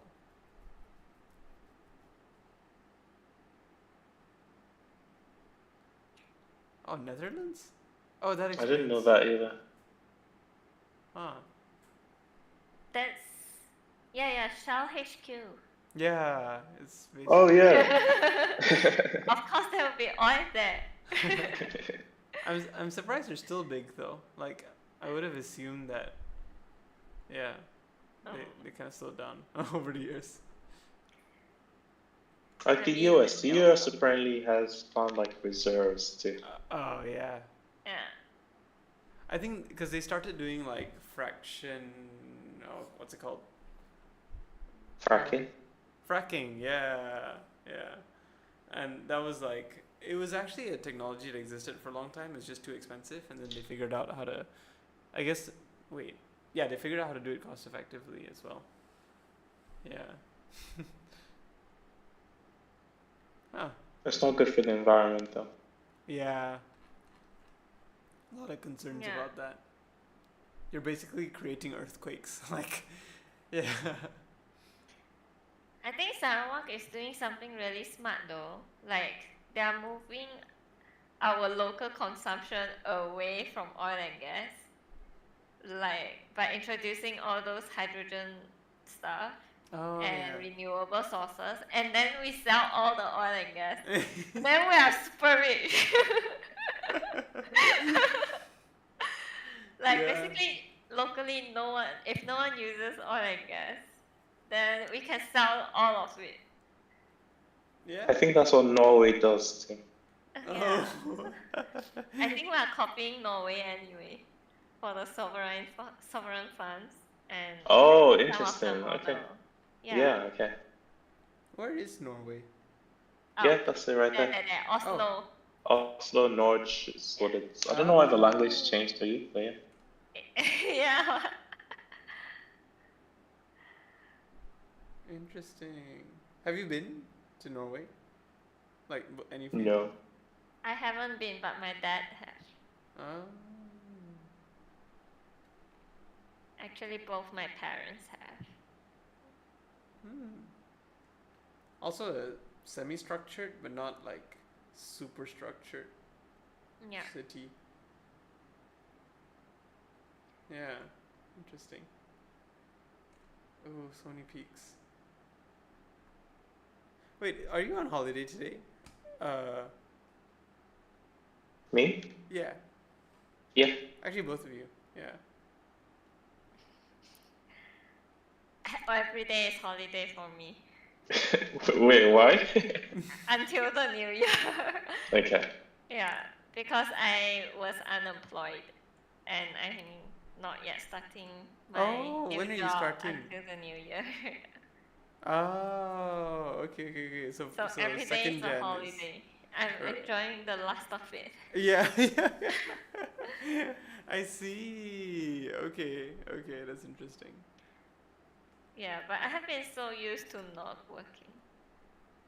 Yeah, I can imagine. Like after, like More than a year. right. Oh wow. Yeah. I mean, I have been freelancing, but it's a different thing when you are freelancing versus a full-time job. Yeah. Are you gonna be coming to KL though, or like they're okay No, with you I'll be working? staying in Miri. Yeah. Oh, I cool. think I just cannot get used to KL life. I don't want to ever go back there. Right. Is it that different? Yes, to me it is that different. Like, I get a cultural shock from it. Oh wow. Yeah. Yeah, I haven't worked in KL offices before, so I don't know what that culture is like firsthand. Yeah. But living there is already different. Yeah. Yeah, I suppose so. I guess it's because it's a bigger city, so you drive around more, and then your fuel expenses. Because like a typical drive around, like to a friend's place, for example, in KL, could easily be about 40 minutes for a relatively short drive. And that's without traffic. Like 40 minutes. Like it's just that far. Like things are so far away from each other. Oh wow. Yeah. Yeah. Yeah. Like even if a drive takes me less than an hour, I'm like, oh, that place is pretty near. And like, I can meet Ivy by driving 15 minutes. yeah. So of course, Miri, like we're quite used to that. Like 9 o'clock, I'd call up a friend, hey, you wanna grab a drink? And like 9:15, I'll meet you there. Like, yeah. and they were literally Yeah, there. it's always like last minute, like, hey, do you want a lunch now? Yes, okay, let's go. Yeah, but in KL you have to like plan a week in advance, like book the guy's slot because you need a 1 hour commute to get there, 1 hour commute to get back. Yeah. And then Yeah. after the drive, you need to like rest and Rest. yeah. Yeah. So And you also need to book the places where you want to eat. yeah, you gotta reserve because it's so popular and stuff. So yeah, I guess that stuff is different. For me, I feel like I'm kind of used to it at this point, but yeah, it's different for sure. Yeah. Sounds a lot like London. Yeah. Yeah, the pace of life is also different. Yeah. Do you prefer like London over Oxford or Oxford over London? I still want to. I don't think I haven't worked and lived like a long time in like London. Only like a few months at a time. So I still want to experience what it's like to live in like the whole busy life. But then again, I'm also pretty happy with Oxford. I live very close to the center, so work is like 5 minutes away. So I don't have to wake up early to like go to work, which is really good. And once I'm done from work, I'm like not far from home too. So yeah, that's so nice. That's pretty cool. Right. I think Yomi will never get used to KL life.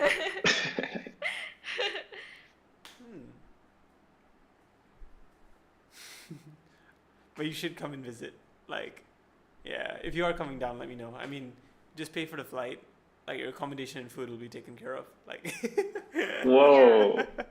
legit. Like, yeah, it'll be fun. Like, I mean, yeah. You could travel around, probably even Sarawak, and then like, there's a lot of, I don't know, what kind of traveling do you like to do?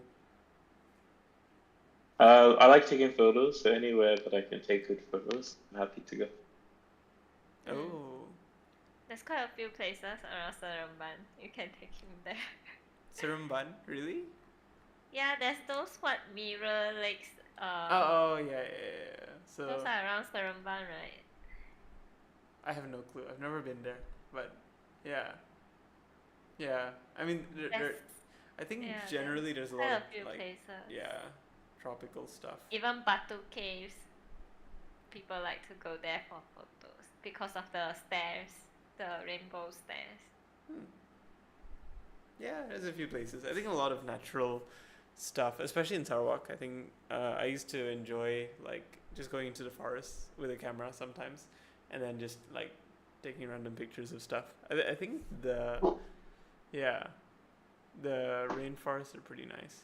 But I guess it's the same climate as Nigeria. Wait, do you get rainforests? Yeah. It is the same climate Yeah, as same Nigeria. climate. Yeah. It is same climate.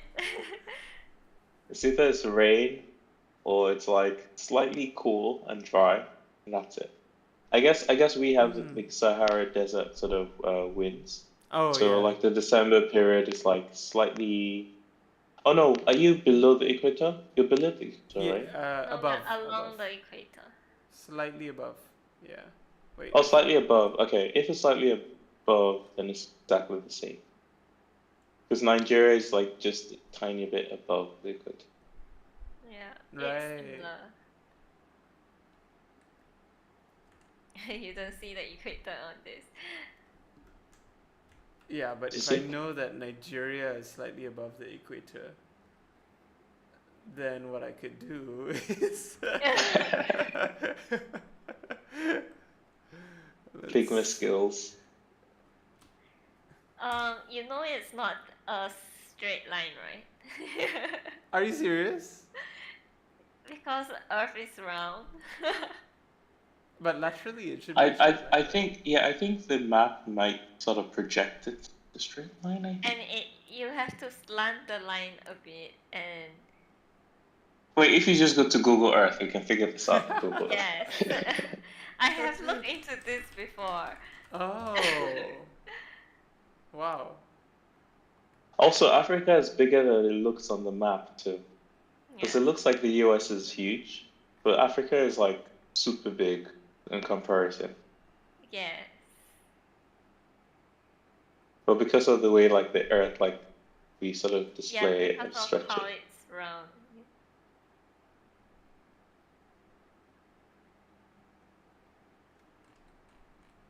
You also don't see the equator line. I think you can turn it on the the equator line on Oh. Google Map. Oh, yeah. grid lines. Grid Yeah. lines. Aha. Equator. Oh, that's so cool. I haven't used Google Earth in like. Borneo is on equator. What is this? 3 degrees north. Okay. Borneo is Why do you Okay, want to about find? 4 degrees. Oh, that's why it's colder in Sarawak.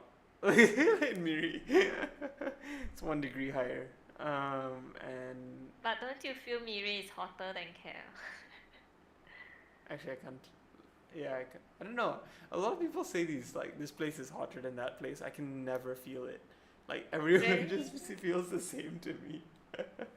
Oh no. Oh shoot. Lack of awareness. Okay, my geography. So like Port Harcourt is like 6 degrees. 6 degrees north. I think you should be able to like show. Yeah. Okay. Yeah. There we go. So 5 degrees up top. Ooh. Lagos is, well, 7 degrees. Where's Lagos is on the left. It's a coastal town. Yeah. So. I think on the left. On the left. there. Wait, you guys see it? Oh, Yeah, Yeah, my it's- God, it's so big. Oh my gosh. Whoa. Oh, what's the Lego structure like? You're Wow. far away from the city, so go down towards the ocean. Oh. Oh, there's a really nice beach there. Yeah. Whoa. Oh my god, that looks amazing. I don't think I've ever been here though. Wait, really? Oh. Is this? That's a huge beach. Wait, so which one is? I'm actually not sure where this. Oh, okay, that's VF. Okay, I know where this is. So around here is like homes, residential areas. Well, deeper into, but nearer the roads is like business areas. But yeah, so that's not to look at.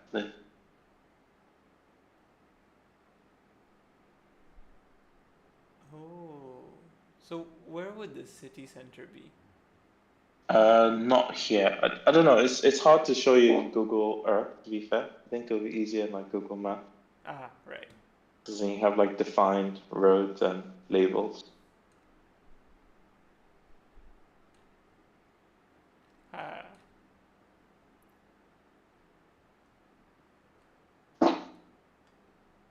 Wait. Oh, is it this one? Yeah, Oh, it's surrounded by water. Wait, it's an yeah, island? yeah. So that's called Lagos Island. The whole state is Lagos, but that place is called Lagos Island. And this is like the central business area. Um, Let me just try to remember. So we have some place called Victoria Island, and we have like Lagos Island, and then we have like Lagos mainland. So Oh. yeah, so that's Victoria Island. Yeah, this is Victoria Island. Yeah. Whoa. Oh, this doesn't look very populous.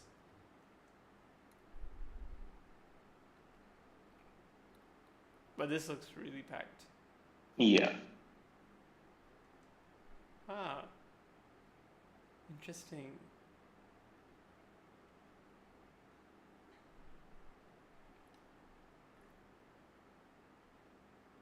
Which area do you stay at? Nearer the Victoria Island side. Oh. So there are So houses. this is like main Victoria Island. So if you keep going right. Yeah. Oh, wow. Wait. This whole thing? Oh, wait. Yeah. This is all part of Lagos. Oh, wow. That's a huge island. Yeah. Huh.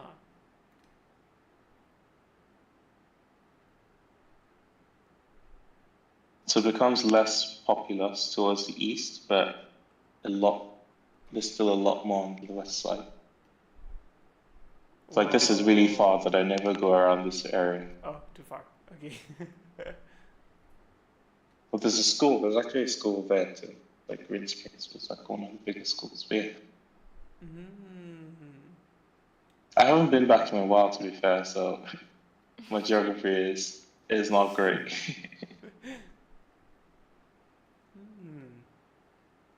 But yeah, that's like the main highway that sort of links everything. You just keep going on this highway and go to different places.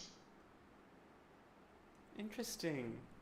This is something I'm noticing about like Lagos in particular. Like you have some really big core highways, and then everything else is like fairly small roads built around that. Yeah. But I think that's like everywhere, right? I think for KL specifically, it's a bit. You have a mesh of big highways that are kind of everywhere, and it's really Okay. messy. You don't have like these really nice long. I mean, I guess you kind of do, but it's really messy. Like, yeah. Basically, roads in Cal are not planned properly. Yeah. It's not planned very well at all. So I'm not sure if they're that well planned in Lagos as well, to be fair. This is What are interesting. those butterfly roads? It's I think they're like a exits, ring right? road. Yeah. Like you're driving here and then you want to exit out and you go that way. Yeah. Yeah. There's a few of these in KL as well. They're always very fun to drive around. Like I always enjoy it when I get one of those. There's a place called Banana Island. So right there. Banana Island. You just missed go, yeah, right. To your right. Yeah, that was down. Yeah, this one. This one? Yeah. Yes. Oh. Oh, because it looks like a. Wait, but how would people have known that until, like, maps came out? Oh wait, I suppose. I mean, it's helicopters, I guess. So you could probably just walk Yeah, you it. can I probably don't. walk and realize that. Yeah. Yeah, I guess people had maps since like the 1500s, right? Right. Oh, that's so cool. It actually looks like a banana. Do you know anyone who stays on Banana Island? Yeah. Whoa. It's quite an affluent area. So. Oh wow. Okay. Oh.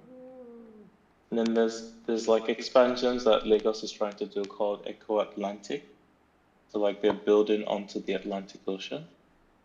Oh, So like So yeah, reclaim the land. so all of that over there. Yeah. Oh wow.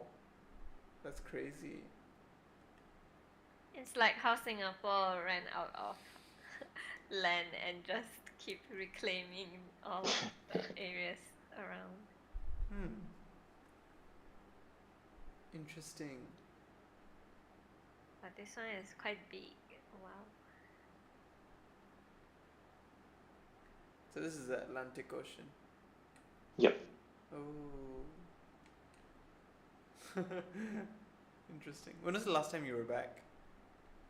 2020.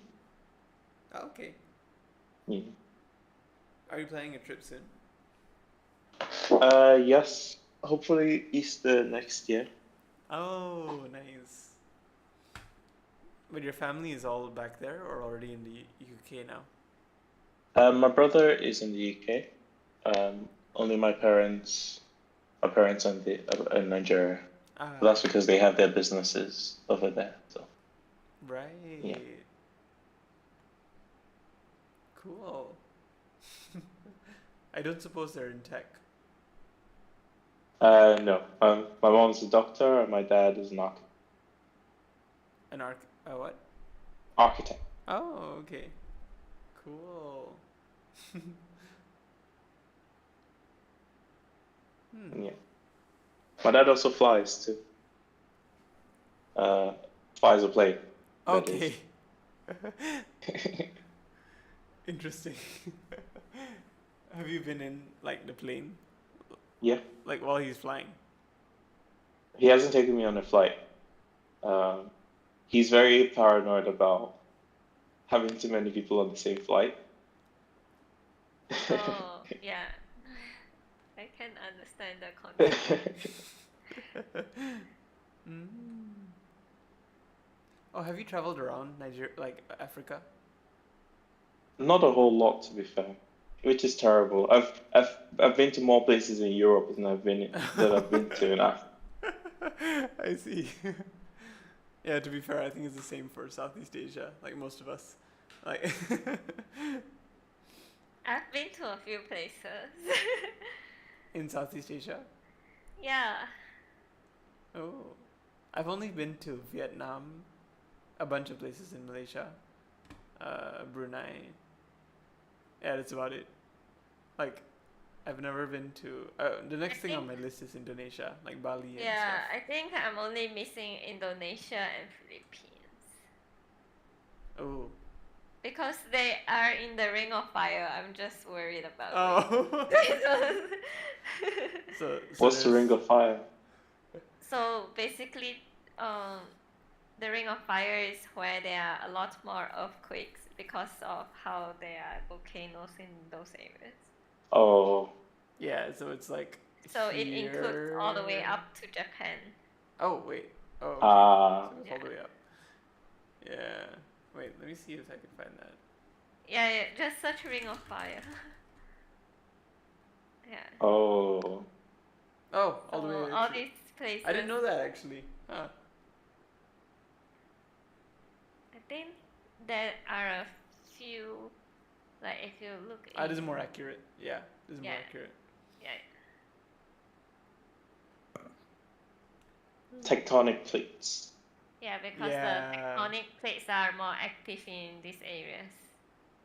So that means more volcano activity, so more possibility of earthquakes.